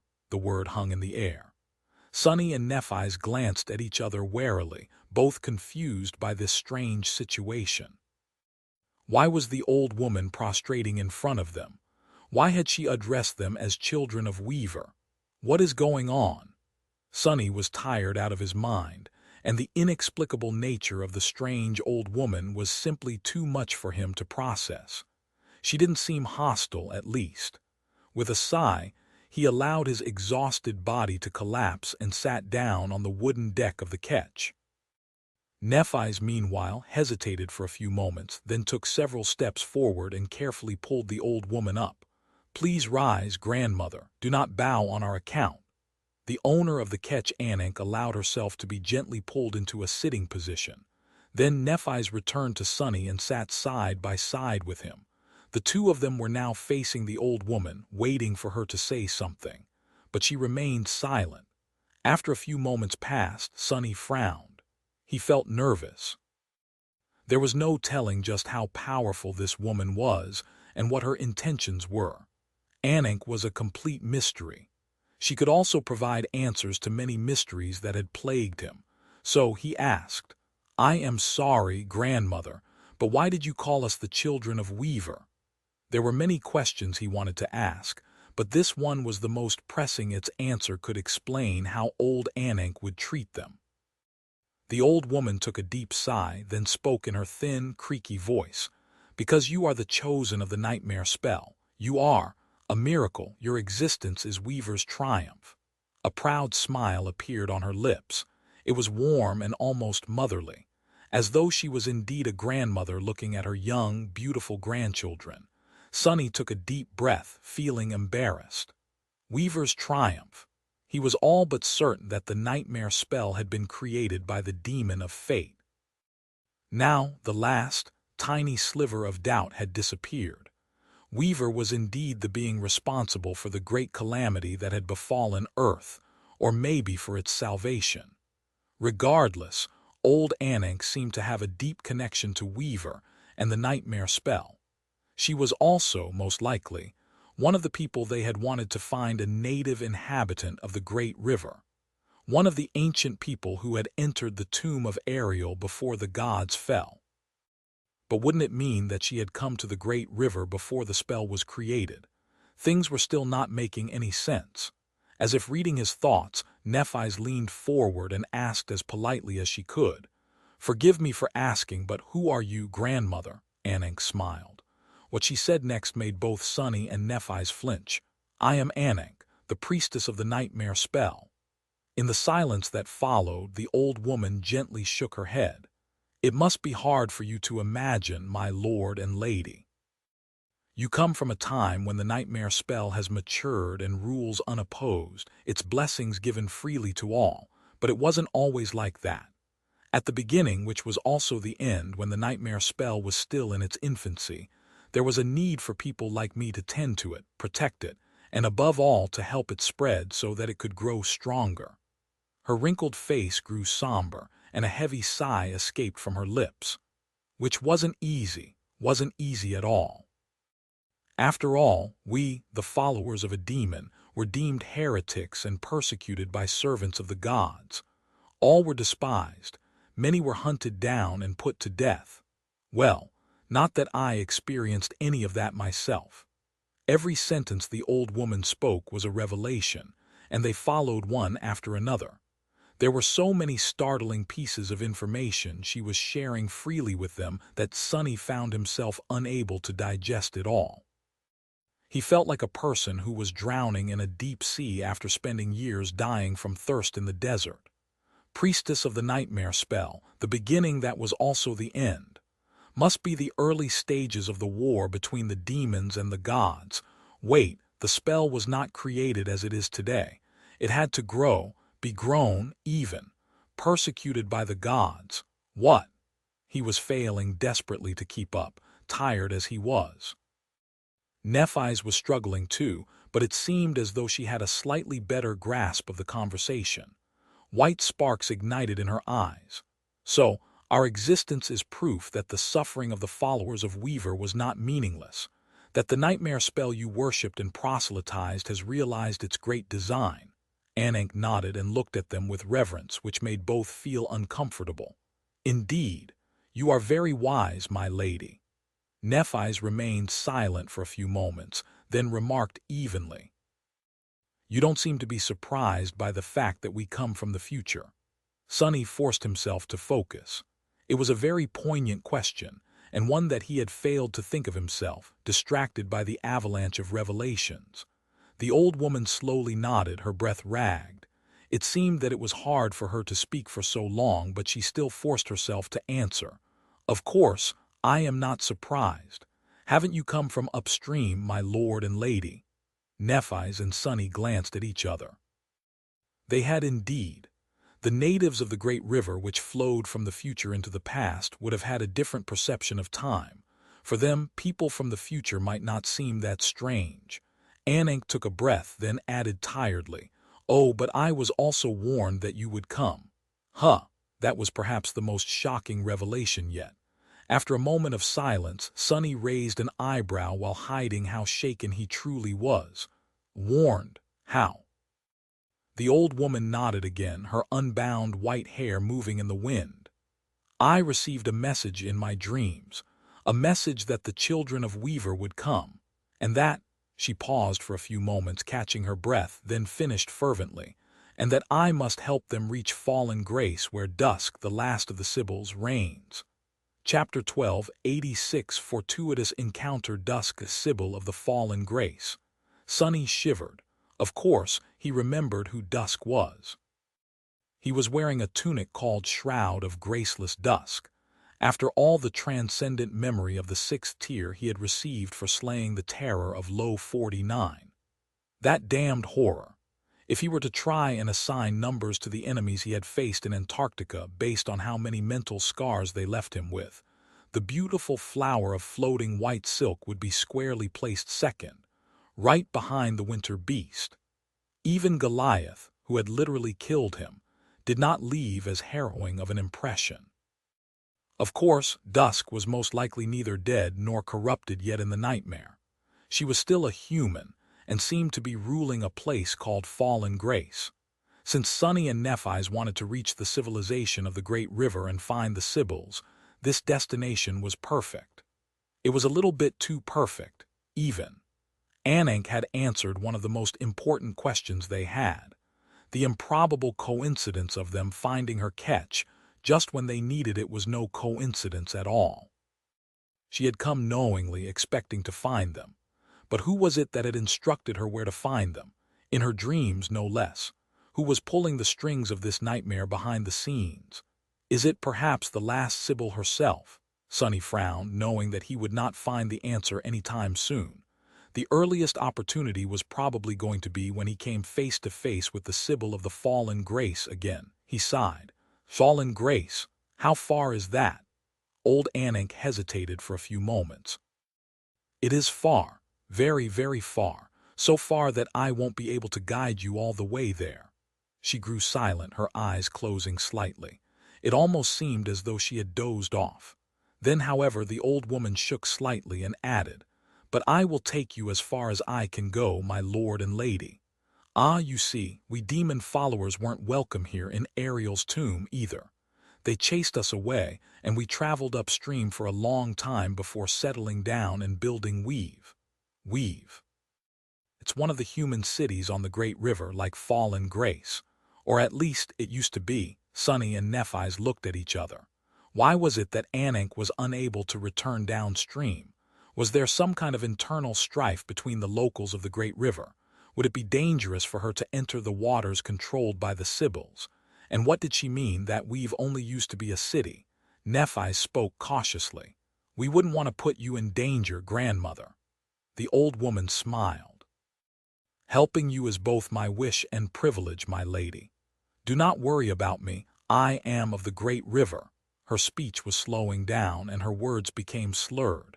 It was obvious that the old woman was growing too tired to continue the conversation. She seemed to have understood that too. With a soft sigh, Ananke raised her hands. In the next moment, Sonny and Nephi's both stared in bewilderment as a whirlwind of white sparks appeared in the air. She is summoning a memory. This action, which was so mundane and familiar to them, looked infinitely strange and out of place when performed by one of the ancient humans. It was the ability of those infected by the spell, after all, and no one they had met in all the nightmares possessed it. Soon, a wooden box appeared on the deck in front of them. Ananke opened it with shaking hands and took out several items. A beautifully embroidered tablecloth, a carafe of wine, a painted ceramic teapot with steam rising from its spout, 2 small cups and 2 plates, one full of ripe fruits, the other full of small savory pies. The fruits were succulent and the pies looked freshly cooked. The items were simple and modest, even worn out a little, yet lovingly maintained. A delicious smell spread through the air. Ananke carefully placed everything on the tablecloth and offered the food to Sunny and Nephi's. "My lord, my lady, you must be tired after braving the horrors of the future. Please eat and rest. I will guide us back to Weave first." She took a deep breath, then slowly rose to her feet and walked back to the helmsman's bench with effort. Sitting down on it, the old woman tiredly lowered her head and whispered several strange, unintelligible words. In the next moment, the Ketch suddenly moved. The midnight-colored sails rose by themselves and billowed in the wind, while the steering oar swayed, turning the bow of the boat downstream. Soon, they were sailing across the sparkling expanse of the great river, slowly gaining speed. Sunny and Nephi's hesitated for a bit. Both of them were completely exhausted and incredibly hungry, but they still did not trust the old woman. What if the food was poisoned? What if she was waiting until they fell asleep to kill them? Sunny glanced at the frail figure of the priestess. She looked too fragile and weak to pose any threat to them. Of course, looks could be deceiving, but he also felt that Ananke had been sincere and treated them with nothing except great benevolence. It was hard to dislike or distrust the kind, earnest old woman. Whatever. Even if she had done something to the food, he was very hard to poison. Blood weave made him all but immune to most toxins after all. Shaking off the mad desire to devour everything in sight, the faint remnant of the ferocious form of the river serpent, he tentatively picked up a savory pie, still warm from the oven, and took a bite. His hand trembled. Delicious, so delicious. Not wasting any more time, Sunny sent the whole pie into his mouth and chewed greedily. A few moments later, he raised his thumb and nudged Nephi's with his elbow. She lingered for a moment, then followed his example. They ate and drank like two kids being spoiled by their grandmother, oblivious to everything else. Soon, the entire meal disappeared. They didn't even spare the wine. After that, Sunny felt incredibly sleepy. But it wasn't the unnatural feeling of having been drugged. It was simply the natural reaction of his abused body demanding some well-deserved and much-needed rest. We're safe, I think. Struggling to keep his eyes open, Sunny looked at Nephi's. She was tired too, and yet she nodded to answer his silent question. "It's all right. I'll take the first watch. You can." Before she even finished the sentence, Sunny had already dropped his head on her lap, fast asleep. Chapter 1287 Blissful Ignorance. Sunny slept like a baby. There were no nightmares haunting his dreams, and when he woke up, his heart felt strangely at peace. He remained motionless for a while, feeling the warmth of Neph's hand resting on the crown of his head. The Ketch was moving swiftly across the water, carried by both the wind and the current, and the world around them was dark. It was already night. I overslept. Nephi should have woken him up, had she gotten any rest herself. Turning his head slightly, Sunny looked up and saw her elegant jawline. She was leaning on the wooden side of the Ketch, her eyes closed. Her breathing was slow and deep. She was fast asleep, so no one was keeping watch. "Don't be upset with the lady, my lord." Sunny flinched slightly and glanced at the stern of the boat, where Ananke was still sitting, holding lightly to the steering oar. Her dark mantle was of the same color as the night sky, making it hard to discern where its folds ended and the night began. You both needed rest. Sunny felt very comfortable laying on Neph's lap, but he had to sit up with a reluctant sigh. Rubbing his eyes, he looked at his shadows, which were all but invisible in the darkness. None of them showed any sign of being concerned, so he judged that the old woman had not tried anything strange while they slept. Even though it would take a few more days for his reserves of essence to be fully replenished, they were not dry anymore. Due to the shroud of dusk, he also felt rested and refreshed. However, he was slightly hungry. Sunny hesitated for a few moments and then asked, "Say, you wouldn't happen to have more of those little pies?" Ananke smiled. "There should be a few left in the box." "Eat well, my lord. I made them with care." Sonny noted that the wooden box was not a memory that created food, but instead a storage memory that helped keep supplies fresh. Everything inside must have been prepared by Ananke in anticipation of meeting the children of Weaver. Opening the lid, he discovered a few leftover pies, as well as more fruit and a couple other simple dishes, all perfectly fresh and preserved. It smelled so wonderful that he remained motionless for a moment, enjoying the fragrance. Misunderstanding his hesitation, the old woman spoke. "I'm sorry that I can't offer you more, my lord. It is not easy for me to procure fruit and flour these days. I hope you are not too disappointed." Sonny looked at her and smiled. "What are you talking about, grandmother? I once ate nothing but rotten devil meat for an entire month. This is nothing short of a feast." To illustrate his point, he picked up one of the pies and greedily pushed it into his mouth. Ananke tilted her head a little. "Do people still suffer from hunger in the future?" Sonny chewed for a long time before answering. The old woman clearly believed that the future was some kind of a paradise that she and the other followers of Weaver helped create. He didn't want to hurt her feelings. He shrugged. "Smart people don't." "Ah, but I am not too smart myself, sadly. At least not all the time." Then a sudden thought flashed through his mind. Sonny looked at Ananke carefully, then asked, "But what about you, grandmother? Have you eaten anything?" She was so thin and frail that he had mistaken her for a corpse not too long ago. However, she had only offered the food to them, not partaking in it herself. Ananke gently shook her head. "This body of mine does not get hungry often. I'll just catch some fish later." Sonny frowned, then took out the rest of the pies and walked over to the steering oar, offering them to her. "No, that won't do. Please eat some too. Otherwise, my teacher will give me a beating once I come back home." Teacher Julius would indeed be beside himself if he learned that Sonny stuffed his belly while an elderly woman starved herself nearby, even if that woman was just a nightmare inhabitant. More than that, just what kind of fish was she going to catch in the great river? Ananke hesitated a little, then took one of the pies with a shaking hand and smiled. "Thank you, my lord, that is enough." When he went back to the box, Neff stirred slightly and opened her eyes.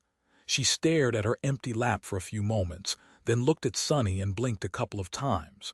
Finally, she sniffed the air and turned to the wooden box, guided by the enticing fragrance of the freshly cooked food. Her eyes glistened. The two of them had a scrumptious meal while Ananke slowly ate her single pie. The atmosphere inside the Ketch was strangely peaceful. It was as though they were sailing on a calm lake instead of the deadly expanse of the great river, where all kinds of terrifying creatures dwelled. The water was glowing with soft opalescence, while the sky was impenetrably black. The beautiful vista of the world hidden within the tomb of Ariel was as dreamlike and mystical as ever. As Sonny looked at the surface of the water, he suddenly saw its light grow dim. There was a vast, inconceivable shadow moving somewhere unfathomably deep below them, blocking off the radiance of the drowned suns with its endless expanse. For a few moments, a bleak darkness enveloped the entire span of the great river around the Ketch, and then indifferently moved on. He shivered and looked at Ananke, terror hiding in his lightless eyes. The old woman calmly held the steering oar as she smiled. "Don't worry, my lord. They can't sense us."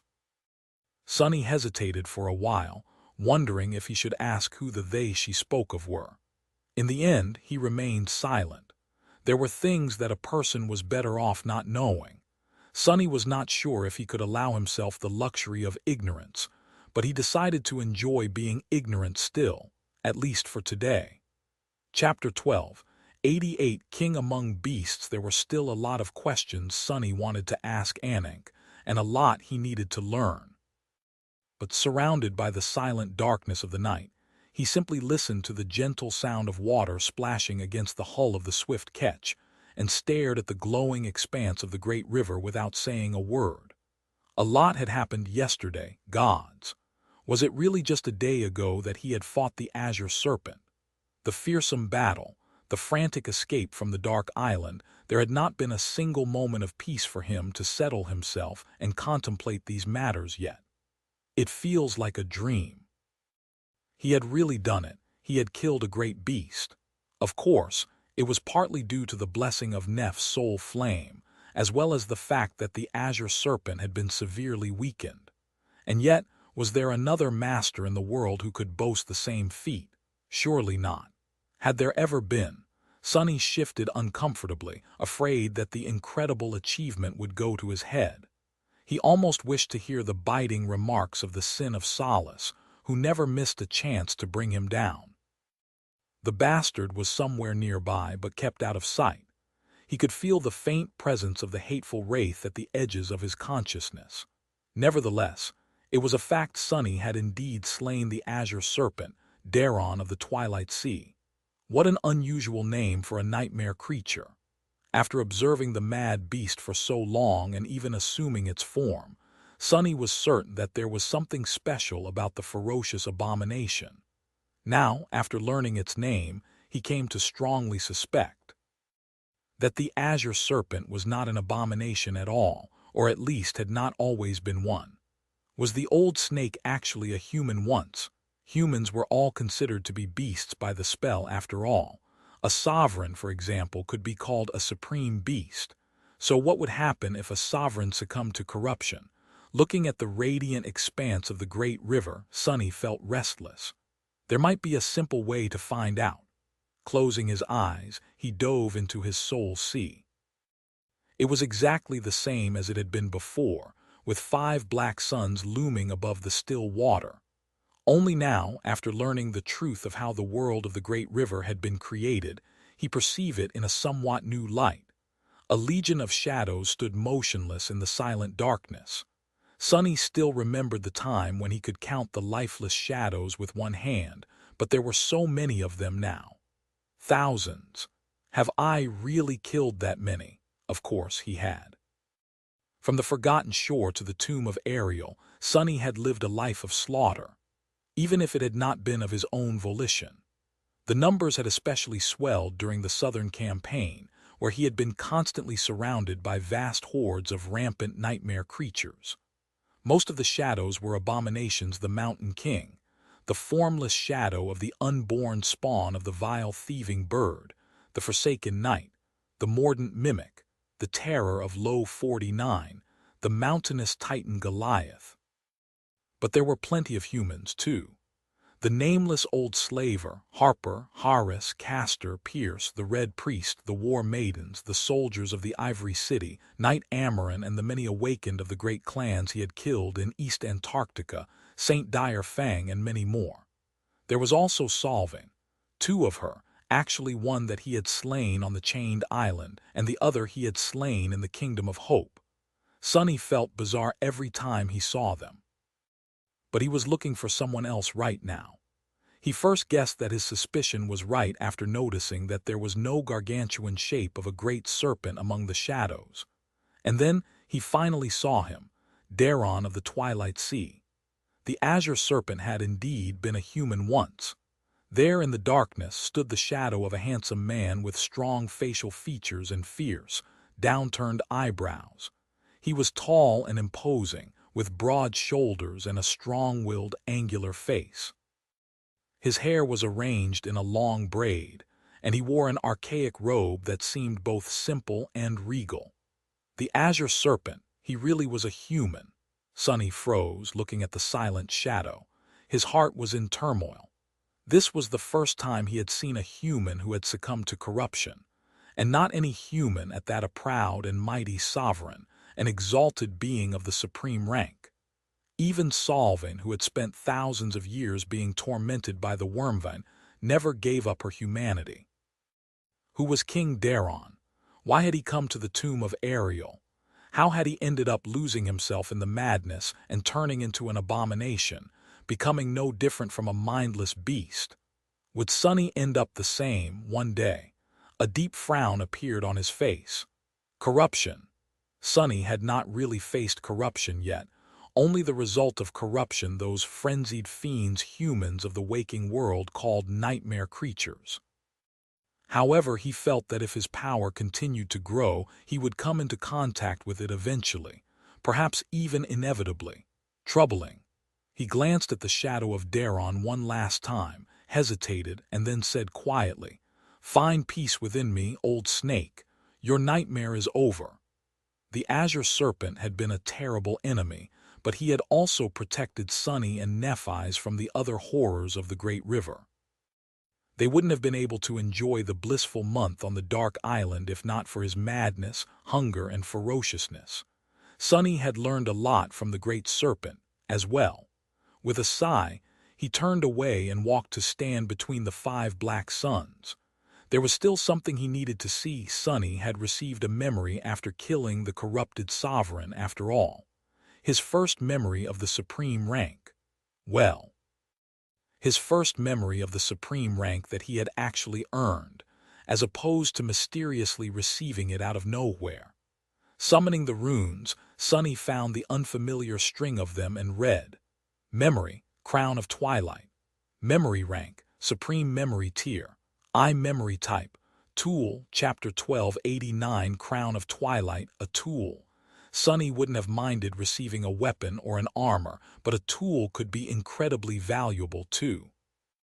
After all, he already had the Sin of Solace. The Jade Sword was only of the transcendent rank, but it still possessed the ability to cut the flesh of great nightmare creatures, albeit with some effort. It was just that Sunny had to create an opportunity to use that ability first. He also had the Mantle and the Shroud of Dusk, and while neither of them was durable enough to resist an attack by a creature like the Azure Serpent, that problem could be solved by not getting hit. Both the lack of a suitable weapon and the absence of suitable armor could be solved. A powerful tool, meanwhile, would give Sunny more ways to find the solution. So he was not disappointed. Feeling both the gentle swaying of the Ketch and the silent stillness of his soul sea, Sunny continued to study the runes. He hoped that the description of the Crown of Twilight would answer some of his questions. It read, "Memory Description. There was a king who ruled over a dying land. The king was valiant and wise.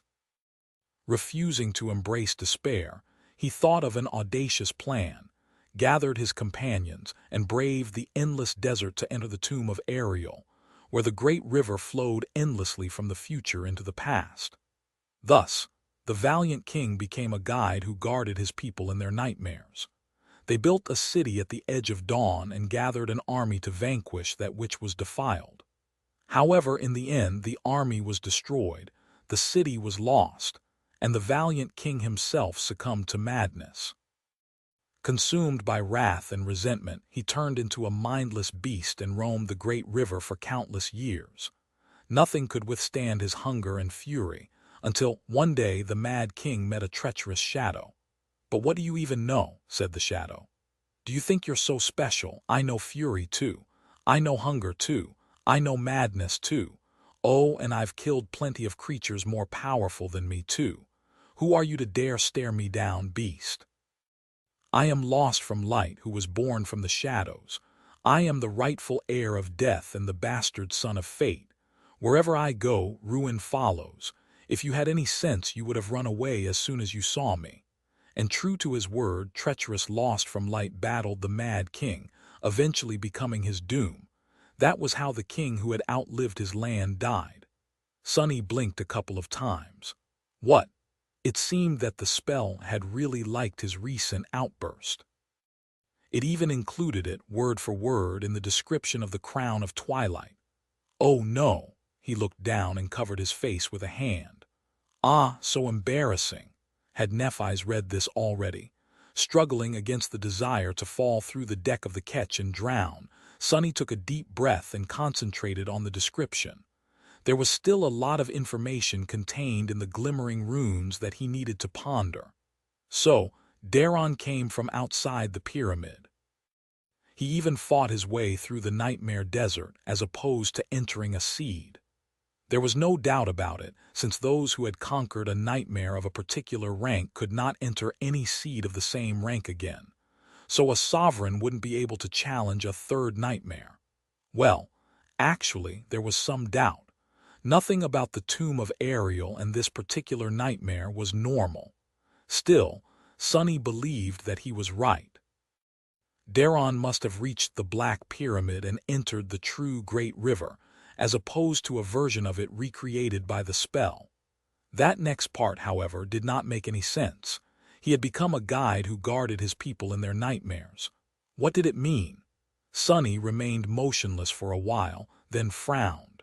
The most obvious answer was also the most confusing.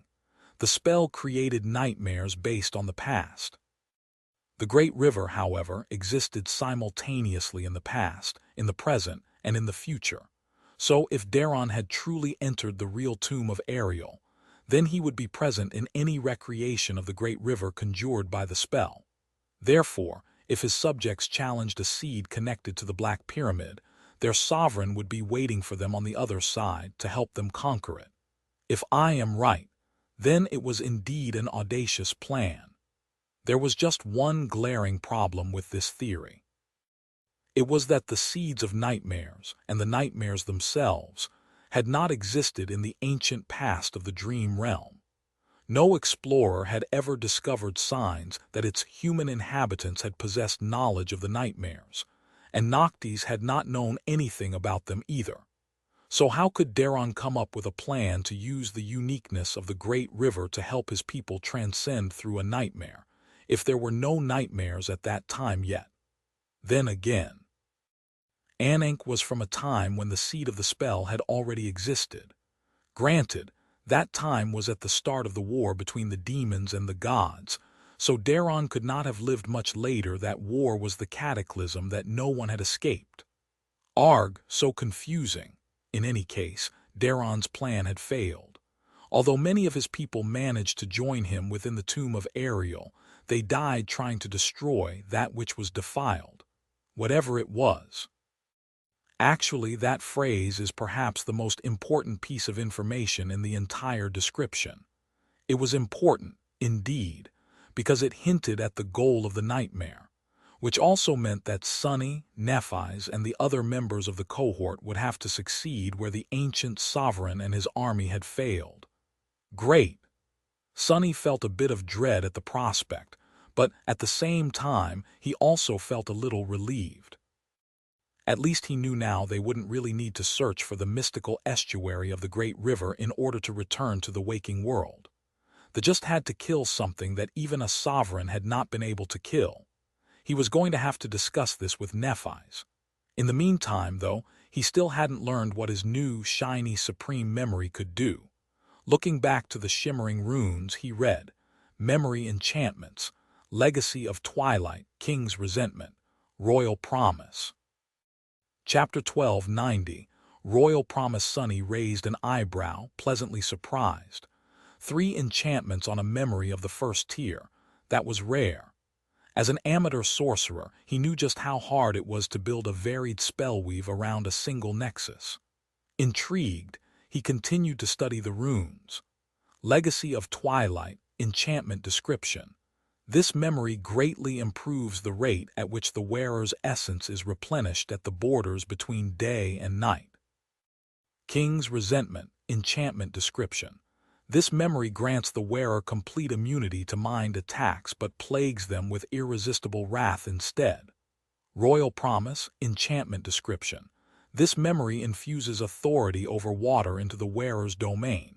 The extent of this authority depends on the might of the domain. Sonny scratched the back of his head. The first enchantment was rather straightforward and extremely useful. Granted, that usefulness was situational. It would greatly speed up his recovery of essence at the borders between day and night, meaning dawn and dusk. The second enchantment was tricky. Complete immunity to mind attacks was an incredible trait to have, but it came at the cost of being consumed by mad fury. Sonny wasn't sure what to make of it. Luckily, it was an active enchantment, so he could use the other 2 without going berserk. But the third enchantment was simply confounding. Infuses authority over water into a domain. What? What were people like him, who didn't even have a domain, supposed to do with it? Sonny took a deep breath, then left the soul sea and opened his eyes.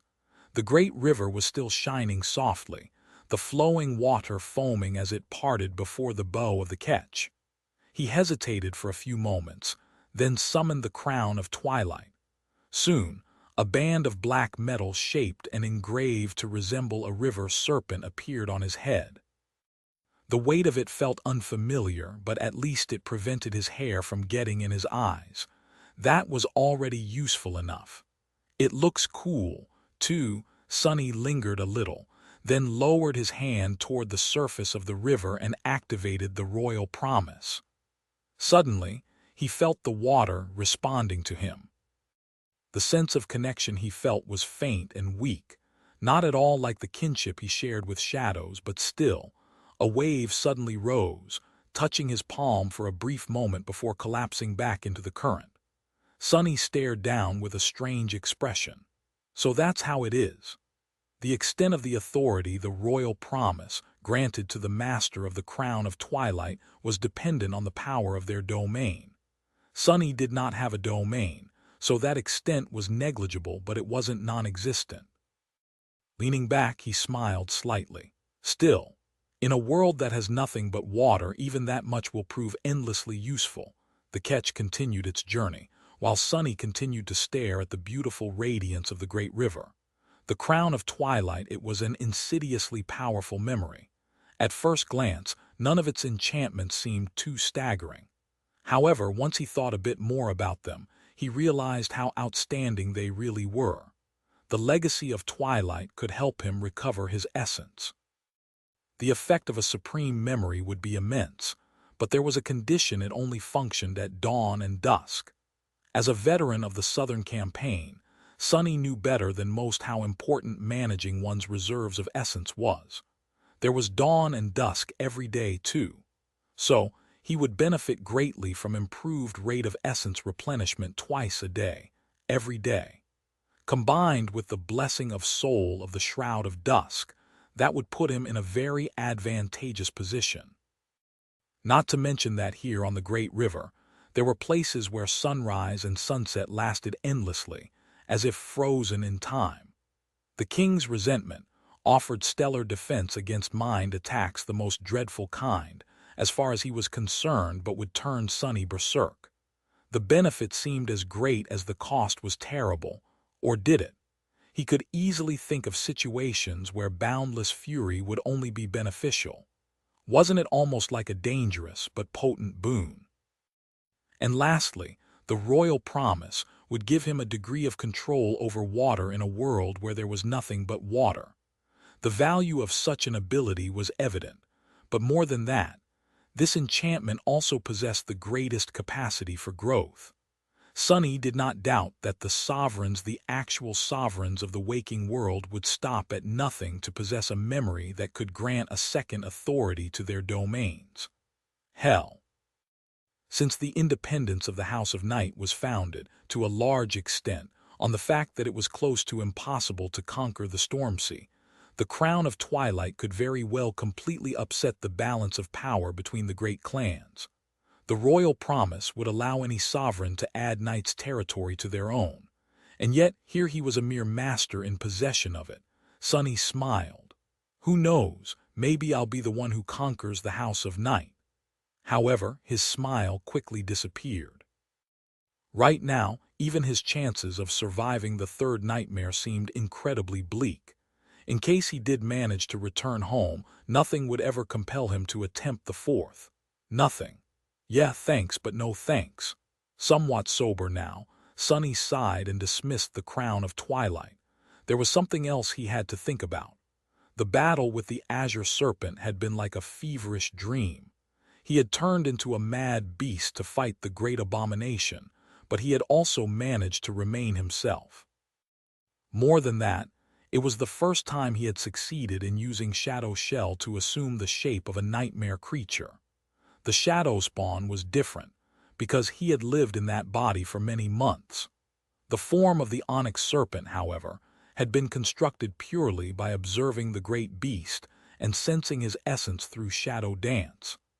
As a result, Sonny felt that the mastery of the fourth step of his aspect legacy was already within his grasp. All he had to do was contemplate the revelations gained during the battle, absorb the knowledge, and integrate it into the systematic framework of shadow dance he had already established. The evolution was already in sight, he could practically smell it. Still, there was a bit of work left to do before he could reap the rewards.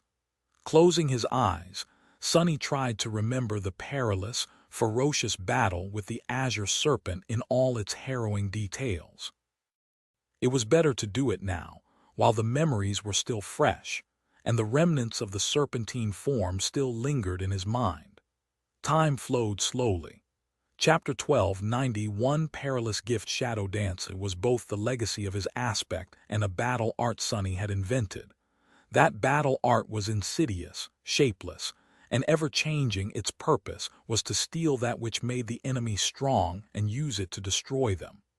The first step of shadow dance was the foundation of this ability. Sonny had mastered it during his bitter battle with Nephi's, whom he knew all too well. It allowed him to peer into the very essence of the enemy's battle style and gain an almost supernatural understanding of what they would do, as well as the ability to mimic it. The second step was a continuation of the first. It was the same in all aspects except for scale. Assuming the persona of Mongrel, Sonny had battled countless awakened and absorbed their styles in order to make his ability more ubiquitous. He had mastered it during the final battle of the Dream Tournament, facing Morgan. That breakthrough deepened his understanding of the fundamental, governing principles of battle, which in turn allowed him to shadow unfamiliar and sophisticated battle styles much faster and with greater ease. He also gained the ability to intuitively sense the unique ways in which his opponents utilized their soul essence to make those styles possible. The third step was different. It expanded on the first two, broadening the scope of shadow dance by redefining what a battle style was. Outwardly, that simply meant that Sonny had begun including nightmare creatures in the ranks of enemies he shadowed. Inwardly, however, the distinction was much greater. The third step had more to do with Sonny himself than with his enemies. After plunging into the alien and perverse minds of various abominations in the Red Colosseum, he still found himself falling short of an epiphany. That was because Sonny had to let go of his own sense of self to truly be able to shadow things that were innately different from him. He had to become more like the shapeless, formless shadows. He had managed to pass this impossible test because of the battle with Nightmare. The third mastery vastly broadened and improved his ability to shadow his enemies, as well as giving him the ability to perceive the flow of essence within them clearly. However, it also made shadow dance a double-edged sword. Sonny had found it easy to get lost in the form of an adversary, forgetting himself forever. The best defense against this risk was his true name, which served as the anchor of his soul. And now, there was the fourth step. It is even more dangerous. Sonny still felt the lingering remnants of the Azure Serpent paint his perception of the world. After delving into the form of the mad beast so deeply, he struggled to shake it off. The fourth step was also a continuation of the previous one, a logical progression that both completed and transformed the perilous gift of the third step. The third step was about breaking the rigid constraints of Sonny's mind to make it as shapeless and adaptable as a shadow. The fourth step was about allowing Sonny's physical form to follow suit. The key to mastering it was shadow manifestation. In the dreadful crucible of Antarctica, Sonny had invented Shadow Shell and Shadow Incarnation, which gave him all the tools he needed to reach the fourth mastery. But it wasn't until the battle with Daron of the Twilight Sea that he hammered all these elements together into a cohesive whole. Thinking about it, he shivered. Any form, any shape. The ability to not only grasp the essence of, but also become any creature he truly came to know. The prospect of such an ability seemed limitless. But so was its danger. What will I become if I use the fourth step a lot? There was an even more frightening question. If the fourth step of shadow dance was already so incredible and daunting, then what would the fifth, the sixth, and the seventh steps look like? Sonny felt that he needed to be careful, but he also knew that he was not going to let go of this power. He needed it. With a sigh, he thought back to the battle with Daron of the Twilight Sea and started going over every moment of it, absorbing the feeling of becoming a great serpent into his bones. With every minute that passed, he felt the moment where everything would click together, drawing closer. The waters of the great river were already dimming by the time Sonny opened his eyes. He let out a deep sigh and remained motionless for a few moments, contemplating his progress. I'm so close. It was probably a matter of days, a week or two at most, before he mastered the fourth step of shadow dance and received the fourth legacy relic. Excited, Sonny wondered what it would be: a shadow, a memory, or something else entirely, like another drop of ichor. Whatever it is, I hope Blood Weave doesn't gobble it up again. Suddenly bitter, he glanced at the horizon and then hurriedly summoned the crown of Twilight back. Soon, the seven suns rose from the depths and chased away the impenetrable darkness of the night. The dim twilight of dawn enveloped the Ketch for a brief period of time. At that moment, Sonny felt a flood of essence rush into his cores. Amazing! The rate of recovery was indeed greatly enhanced. Sonny had 5 shadow cores instead of 1, so it took 5 times as long for him to recover all his essence without the aid of the Shroud of Dusk. With it and the legacy of Twilight, though, it felt as though he would be able to replenish his reserves fully in the span of a single day. Half at dawn and another half at dusk. If he was even slightly frugal, he would practically never run out of essence. Feeling encouraged, he glanced at the frail figure of Ananke, then turned to Nephi's. Sonny silently pointed to the serpentine band of black metal on his head. It was time to ask more questions. Chapter 1292, History of Time. Nephi's nodded, indicating that she had read the description of the Crown of Twilight. The two of them could have communicated through the Blessing of Dusk to discuss how they would approach the conversation with Ananke, but really there was no need. The old woman showed no indication of being someone they needed to be wary of, so they could simply ask. There was one question that had to be answered above all else, though. Sonny shifted slightly, then called, "Grandmother." Ananke stirred, as if waking up from a dream, and looked at them with her cloudy eyes. "Yes, my lord." Still uncomfortable with this form of address, Sonny thought for a moment and asked, "Have you ever heard about that which was defiled?" The old woman suddenly froze. Her hand, which was resting on the steering oar, trembled. For a while, nothing but the sound of water splashing against the hull of the Ketch could be heard. It seemed that she wasn't happy to hear that question. However, Sonny and Nephi's had no choice but to ask it. They needed to learn everything they could about the assumed goal of this nightmare. Eventually, Ananke sighed. "That which was defiled. I guess you are talking about the defilement, my lord." Sonny's eyes glinted. The defilement. Remembering the horrors of the Southern Campaign, he made a sudden connection.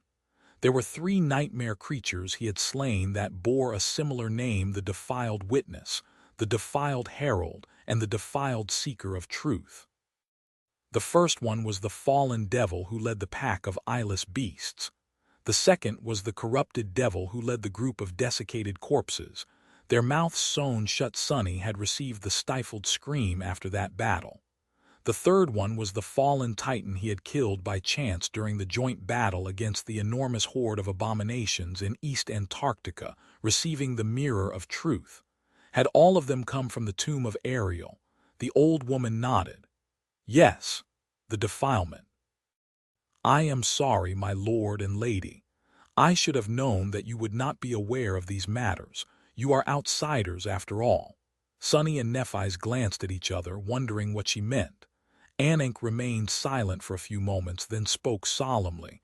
"To understand what the defilement is, you will first need to learn a little about the history of the great river. I will try to explain as well as I can." Nephi's frowned slightly. "The history. I am not sure I understand what history a river that flows through time can possess." The old woman smiled faintly. Time within the tomb of Ariel is unpredictable and convoluted. Sometimes it flows slowly, while sometimes it flows swiftly. Sometimes time rises in great storms or grows stale or circles forever as a whirlpool. Currents merge and separate or disappear without a trace. But nevertheless, for most of us, unless we enter turbulent waters, time always moves. Just like in the outside world, it is just that our own time is different from the time there. Noticing a hint of confusion on their faces, Ananke looked thoughtful for a while. Then she sighed.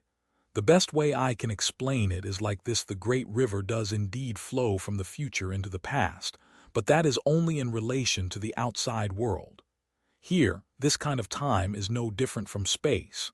However, the river still has a past, a present, and a future in relation to itself.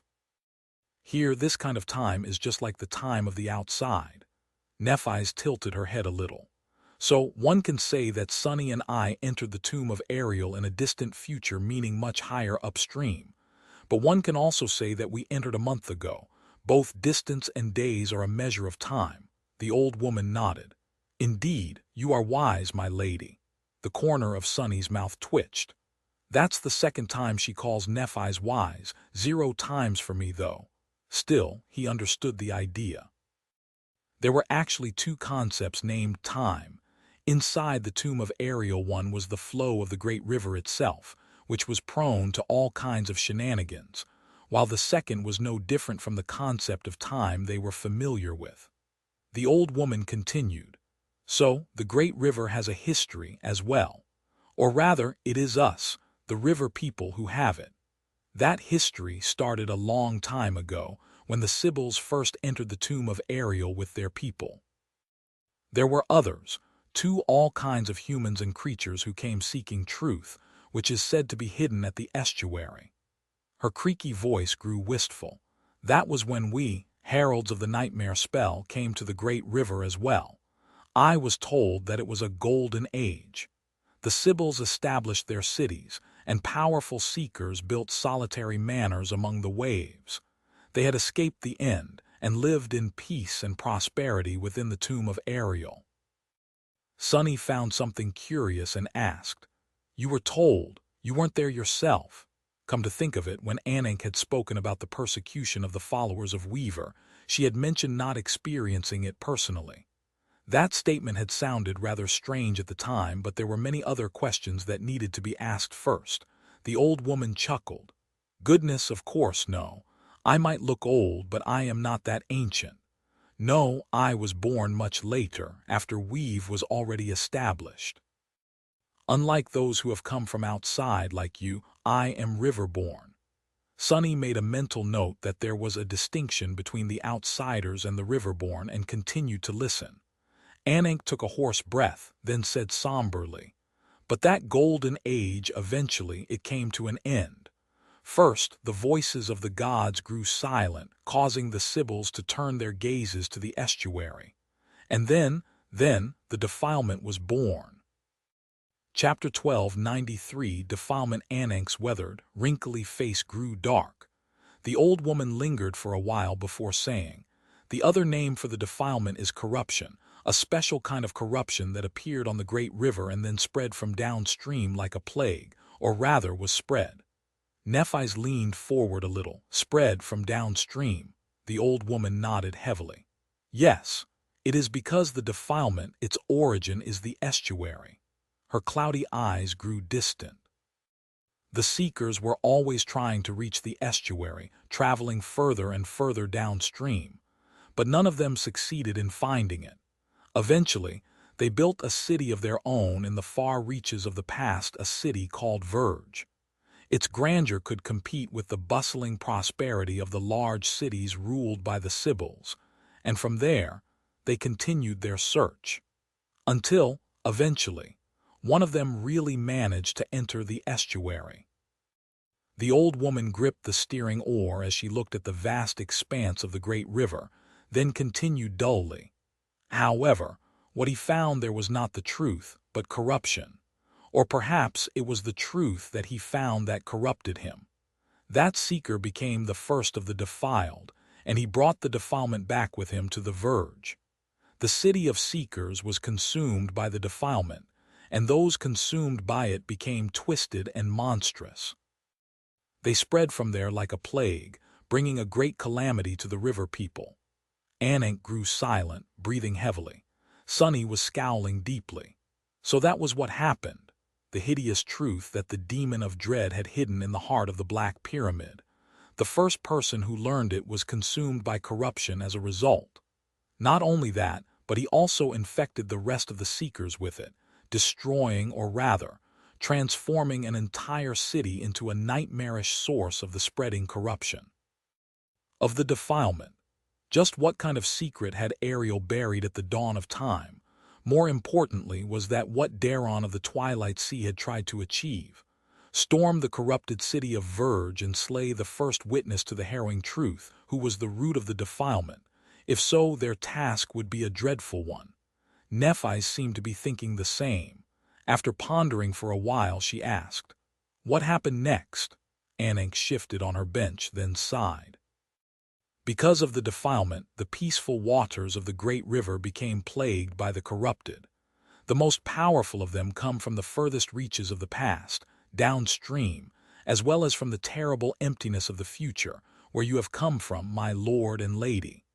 The river people found themselves trapped between the harrowing past and the doomed future, with nowhere to escape. Of course, they fought against the defilement and resisted for a while. She looked away and said bitterly, "But they also fought among themselves. That was how we were chased away and forced to escape upstream, braving terrible dangers. Eventually, we lost all contact with those who had exiled us. The last we heard was that many of the Sibyls had succumbed to the defilement and that many of their cities had fallen. Even Twilight, the city of the Serpent King, had been lost. Now, it is the dusk of the river people. Soon, there won't be any of us left at all." Sunny felt that he understood what had happened with the people who escaped the end of the world by entering the tomb of Ariel. Most of them had either died or been corrupted, and the rest would soon follow. That was the fate of the great river civilization. So, there were two ways to resolve the conflict of the nightmare. They had to either help the destruction of that civilization, or turn the tide by eliminating the source of the spreading defilement. The latter, of course, would receive much higher praise from the spell, since it would differ drastically from fate. He also noted the mention of Twilight, which, as it turned out, was the name of the city King Daron and his vassals had built. Another interesting point was that Fallen Grace, the city ruled by the last Sibyl, was situated in the region of the great river that had already mostly succumbed to the defilement.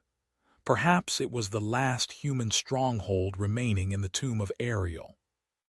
And another thing, Ananke had said that there were two places inside the tomb of Ariel that were much more dreadful and dangerous than all the rest: the far reaches of the future upstream and the far reaches of the past downstream. His luck was incredible as always. Not only had Sunny entered the great river in one of these harrowing places, but he also seemed destined to journey into the other. Great. Simply great. What Sunny paid most attention to, however, was a simple question. Just how was the defilement spreading?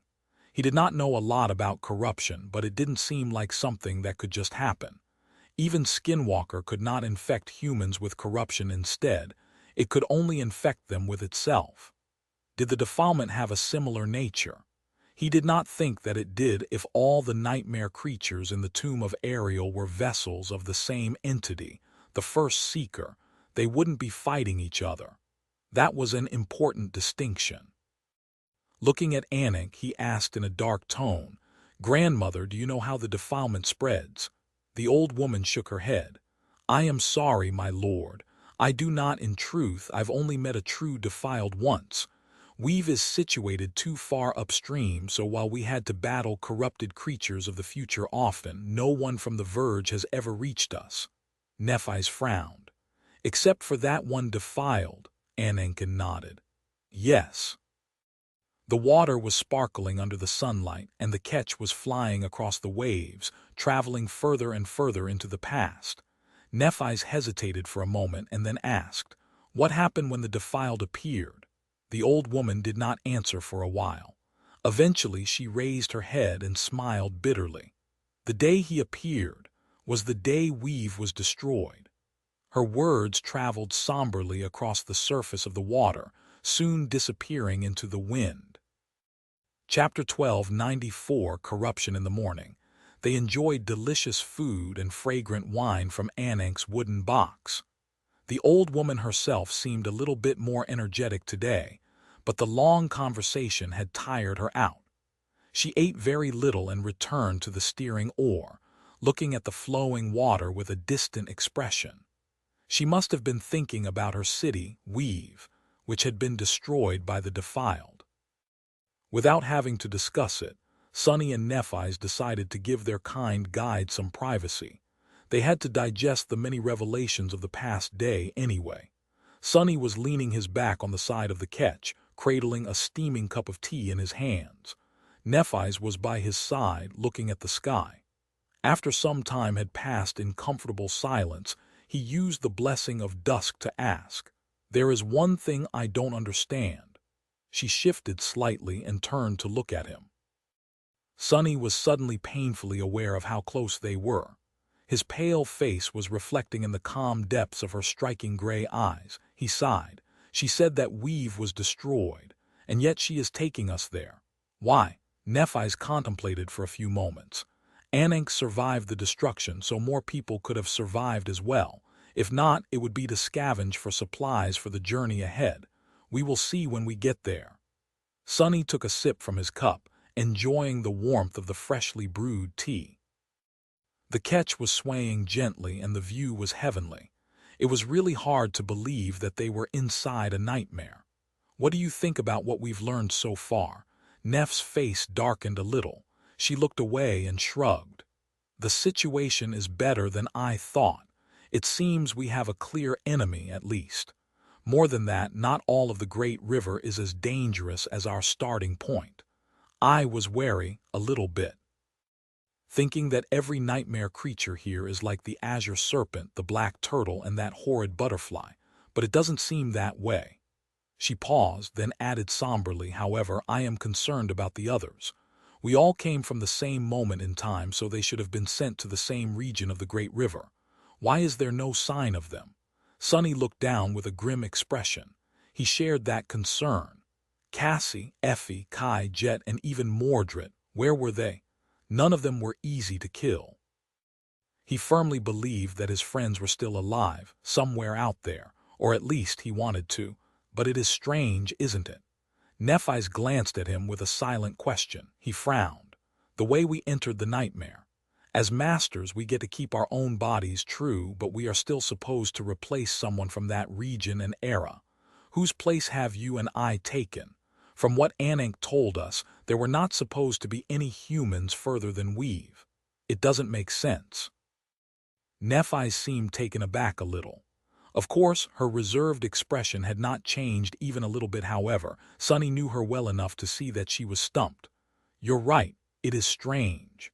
He remained silent for a few moments, thinking. Could it be that the spell had failed to find suitable hosts for the other members of the cohort that far upstream and so sent them someplace else? Eventually, he shook his head and asked, "Regardless, that defilement, how exactly does it spread?" "There has not been a single instance of a human from the waking world succumbing to corruption, as far as I know. What really happened to that seeker in the estuary?" Nephi's did not answer, looking at the sky. After a while, she shook her head. "You are wrong. Countless humans from our world have become corrupted. Every sleeper that fails the first nightmare turns into a nightmare creature. Isn't it the same thing?" Sunny tilted his head, stunned by that simple comparison. Nephi's was right. Numerous people had turned into nightmare creatures in the waking world already. It was just that none of them had been of a higher rank than dormant, because the trials of the spell killed them long before they could set foot on the path of ascension. While she was thinking, Nephi suddenly added in a contemplative tone, As for the seeker who learned the truth of the estuary and brought corruption to the great river, actually, it reminds me of something you told me once. Sunny raised an eyebrow. Me, she nodded. It was a long time ago on the forgotten shore. When we were enthralled by the soul-devouring tree, you told me about the lineage memory you had found in its branches. In its description, wasn't it said that the loathsome thieving bird had gone mad after seeing a glimpse of unknown frozen in the depths of Weaver's eye? He shivered, suddenly consumed by an ominous premonition. What of it? Nephi's shrugged. It just reminds me of that seeker. The thieving bird must have been a creature of dreadful power, considering that it managed to steal a demon's eye. Still, its mind was destroyed by one glimpse at what was hidden in Weaver's pupil. The seeker saw something that he shouldn't have and became corrupted. Maybe he brought the forbidden knowledge back with him. Maybe that is how the defilement spreads, people learning the truth of the estuary. Sunny grew quiet, thinking about what she said. The description of the drop of ichor indeed stated that the vile thieving bird had gone mad after seeing the reflection of the unknown in Weaver's eye. Was it perhaps another way of saying that it had become corrupted? And if so, had something similar happened to the first seeker? Was the truth buried by Ariel in the heart of the Black Pyramid the same truth Weaver had witnessed once, and which became forever frozen in the depths of his or her eyes? You wanted to be free of the truth, so you didn't deserve it. He remained silent for a while, then sighed. Well, that's great. Now we don't only have to be wary of nightmare creatures, we even have to be careful about what we learn. Damnation. You do know that I am a very curious guy, don't you, Neph? She looked at him, lingered for a bit, and smiled. Oh, I do. You are indeed a very curious guy, lost from light, who was born from the shadows, rightful heir of. Sunny opened his eyes wide and hurriedly dismissed the mental connection of the blessing of dusk. Hey, Nephi's leaned on the side of the Ketch and laughed softly. What? He opened his mouth, then closed it again and gritted his teeth. Can you maybe forget that, forever? Nephi's looked away with white sparks dancing in her eyes. Can I? Well, I don't know, I have a very good memory. Sunny stared at her for a while, then scoffed. Admit it, though, you thought it was a bit cool, didn't you? I bet you did, like you thought Mongrel was. Neph's face suddenly grew still. I absolutely did not. He grinned. Sure. But I have a good memory, too. What was it that you said in that nightclub in NQSC? If I recall correctly, Nephi's closed her eyes and yawned. I am so tired, I think I need to rest now. Sunny laughed. Really? All right then. Rest well. Chapter 1295. No one knows. While Nephi's was pretending to sleep, Sunny moved to the stern of the Ketch and looked at Ananke, who seemed to have paid no attention to their conversation. Sensing his attention, however, she turned slightly and asked, Yes, my lord. He hesitated for a few moments. I wanted to ask you about Weaver. The old woman smiled slightly, as if uplifted by his question. What would you like to know? Sunny remained silent for a moment. What didn't he want to know? Demons were surrounded by mystery, and while he slowly accumulated a lot of knowledge about them, much more knowledge than an average human in the ancient times of the dream realm had, most likely there were still wide gaps in it. The problem was that Ananke was not really a person from the dream realm. She had been born in the tomb of Ariel and spent her life in isolation from the outside world. Still, she was a priestess of the nightmare spell. She had to know many things, even if some of that knowledge had undoubtedly been twisted as a result of becoming religious doctrine, so he was unsure how much he would be able to learn from the old woman. Sunny scratched the back of his head. Well, for starters, was Weaver a man or a woman? He was really tired of stumbling over his words every time he tried to say something about them. Ananke chuckled. No one knows. Weaver was a master of lies, after all, so you should take anything that is known about the demon of fate with a grain of salt. Weaver was the firstborn of the unknown. His or her domain was fate. And just like fate, Weaver was fickle, inevitable, and terrifying. Despite not possessing dreadful battle power unlike some other demons, the demon of fate was feared the most. Sonny was not surprised. He couldn't imagine a more frightening enemy than someone whose weapon was fate itself. That said, he wasn't sure whether Weaver had been able to control fate or simply perceive it. The latter seemed more probable even if everyone had been convinced otherwise. Was that one of Weaver's lies? He inhaled deeply. Who was the unknown then? The old woman smiled. I don't know. Sonny blinked a couple of times. Well, that is not surprising. There is a reason why that being is called the unknown. After all, actually no. Unknown is just the substitute word the spell uses for the runes it refuses to translate. So, the progenitor of the demons is called something else. The priesthood of the nightmare spell probably started calling that being unknown for the same reason I did, considering that they are the carriers of the spell as well. Or rather, of an ancient, rudimentary version of the spell. He shook his head dejectedly. For someone who has chosen to dedicate their lives to serving Weaver, suffering all kinds of mistreatment and persecution, you and your people don't seem to know a lot about the being you serve. Sonny was afraid that Ananke would be offended by his remark, but she simply shook her head. We might not know a lot, but we know all we need. We know that when the gods and the demons started their cursed war, Weaver was the only one who refused to participate. Her weathered face turned somber. And when the flames of that war spread, bringing doom and destruction to all, Weaver was the only one who offered us all a path to salvation. Sonny glanced at Nephi's, who could certainly hear what they were talking about. Wondering what she thought about all that, he asked, That path to salvation is the nightmare spell? Ananke nodded. Indeed. The nightmare spell was created by Weaver and entrusted to us in order to save us all from the doom that demons brought upon. And there it was. A proclamation of a hidden truth that Sonny had tentatively considered before, but was never really sure of.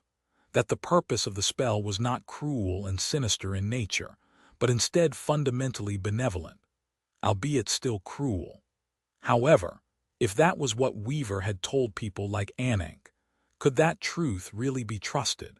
She had just described the demon of fate as a master of lies after all, and said that everything about Weaver should be taken with a grain of salt. Nevertheless, Ananke seemed to believe in the benevolence of the nightmare spell wholeheartedly. That was rather strange. How should I put it?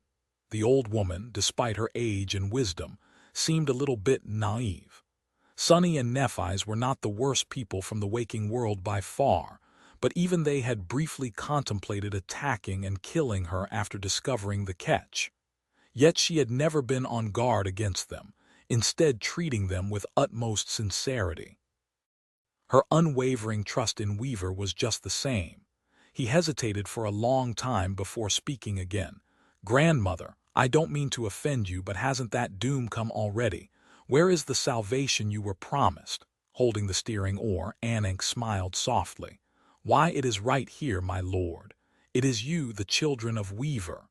Sonny stared at her for a few moments, his expression incredulous. The old woman chuckled. You might have misunderstood me a little. When I spoke of salvation, I did not mean that my elders, who had accepted the mission of caring for the nightmare spell from Weaver, hoped to save themselves. The Doom War, it threatened to destroy all life, all humans, and all beings everywhere forever. So, what they really wanted to save was the future. She paused for a few moments, took a shaky breath, and added, It might be strange to say this while sailing into the past, but the future, it is still ahead, and so, it can still be saved. Sonny pursed his lips. The dream realm was already a dead world, with only nightmare creatures populating its hellish expanse. And now, the spell had even infected Earth with the same plague that had destroyed it, forcibly pulling more humans there in an attempt to do what? He sighed. How exactly are we supposed to save the future? We can't even save ourselves. The old woman shook her head. That is for you to know, my lord. Although I am a caretaker of the nightmare spell, I am not a person it was meant for. All I can do is help those chosen like you brave the thorny path, as much as I can with what little power I have," she smiled. "Even if it's just for a short while, that is enough for me."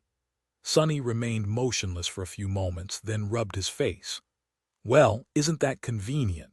Chapter 1296, Doom War. Sonny was not sure that he was buying what Ananke believed. But at the same time, he couldn't completely discard it. Damn Weaver. Just why did the creator of the spell have to be a nebulous and elusive creature not only surrounded in mystery, but also obsessed with lies? Could there be anyone more untrustworthy?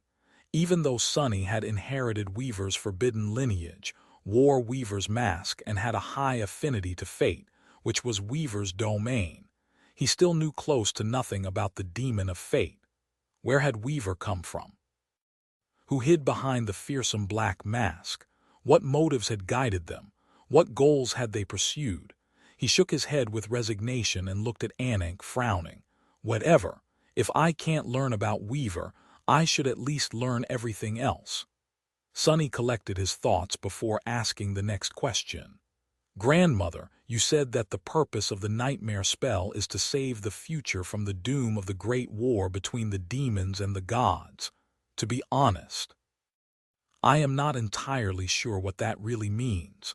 What exactly is that doom? What made the war so terrible?" The old woman gazed at the flowing expanse of the great river, lingered for a moment, and sighed.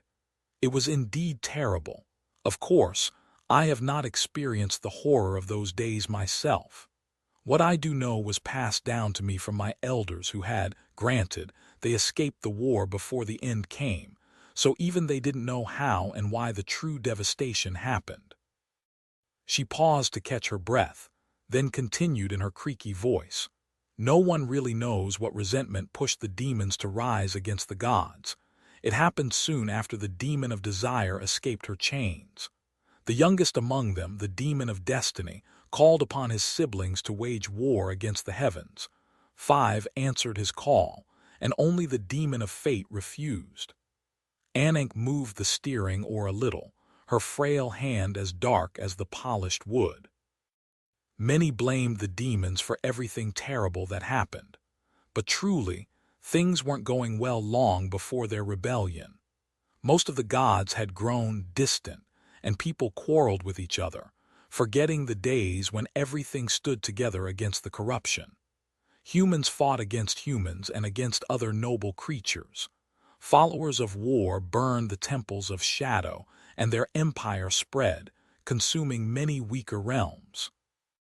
Her cloudy eyes were distant, as if the old woman was imagining the wide world that she had never seen or known. She slowly shook her head. "So maybe the Great War was merely the result, and not the cause of the end. In any case, the 6 demons assembled vast armies and led them against the gods. What was different about that war was that they were not immediately defeated. After all, there were many lesser deities, but none of them were as feared as the demons, let alone if 6 of them united. Others joined their cause, and even the great gods couldn't defeat such an enemy with ease." The old woman trembled. The war was furious and merciless. Many realms had become battlefields and were devoured by flames. But the worst was still to come, because instead of coming to a conclusion, the war only continued to grow fiercer. Those loyal to the gods took up arms, and in response, the demons recruited more allies, mortal champions who had suffered the tyranny of the empire, ancient creatures that had been banished into the darkest corners of the underworld, and everyone else who bore deep grudges against the divine, even the harrowing Nephilim. Utter madness was unleashed, and soon there was no place untouched by the war. Everywhere turned into the battlefield. Ananke glanced at the flowing waters of the great river and remained silent for a while. Eventually, she said, "Nowhere was safe. The forests burned, the fields turned to deserts, the rivers dried up. A passing blow from the fighting deities could destroy entire cities. Over time, countless humans were displaced or lost their lives. That was when we started calling it the Doom War, believing that it would become the end of everything. It was also when Weaver created the nightmare spell and gifted it to us mortals. Sunny suddenly remembered the forgotten shore and the ruin that had befallen that land when the shining figure fell from the sky. Was that radiant creature one of the soldiers in the dreadful war between the 6 demons and the 6 gods? Was it, perhaps, one of the Nephilim, or an actual angel? If what had happened on the forgotten shore was happening all across the dream realm, then it was no surprise that the ancient humans there saw it as the end of the world. Ananke sighed. Weaver offered us a path to salvation, but back then, the demon of fate was despised by all the followers of the gods, the followers of the demons, and even those who did not want anything to do with the war. We, the priests of the nightmare spell, were despised as well. Few listened to us, still, some did. The nightmare spell was alluring after all, even in its infant state. Sunny tilted his head. Alluring, the old woman nodded. Of course. It gave its carriers so many abilities. The ability to possess memories and echoes, the ability to instantly be able to enter your soul's sea, awaken your aspect, be guided on the path of ascension. The nightmare spell promised people who desperately wished for power means to defend themselves. So Weaver was not only the most insidious demon, but also a devious salesman. The nightmare spell was packed with all kinds of boons that desperate people would find irresistible boons that the humans of the waking world took for granted, since they had nothing to compare them to. No wonder the spell spread like a plague despite the contemptible reputation of its creator. So, what happened then? Ananke lingered for a moment. The priests of the nightmare spell helped it spread, trying their best to bestow its gifts on new carriers. That was when my elders entered the tomb of Ariel. We never learned what happened after we left. The war must have turned even more harrowing somehow, and neither side emerged victorious. Instead, everyone was destroyed. Even the gods perished. She hesitated. I heard that more outsiders appeared after the voices of the gods grew silent. Maybe they brought news to the tomb of Ariel. But by then, we were already chased far upstream, so we never met them. The old woman's voice grew wistful as she said, "By now most of them must have been consumed by the defilement. My lord, perhaps you can learn more if you speak to Dusk of Fallen Grace. She is one of the Sibyls, after all. She must know more than a humble exile like me does.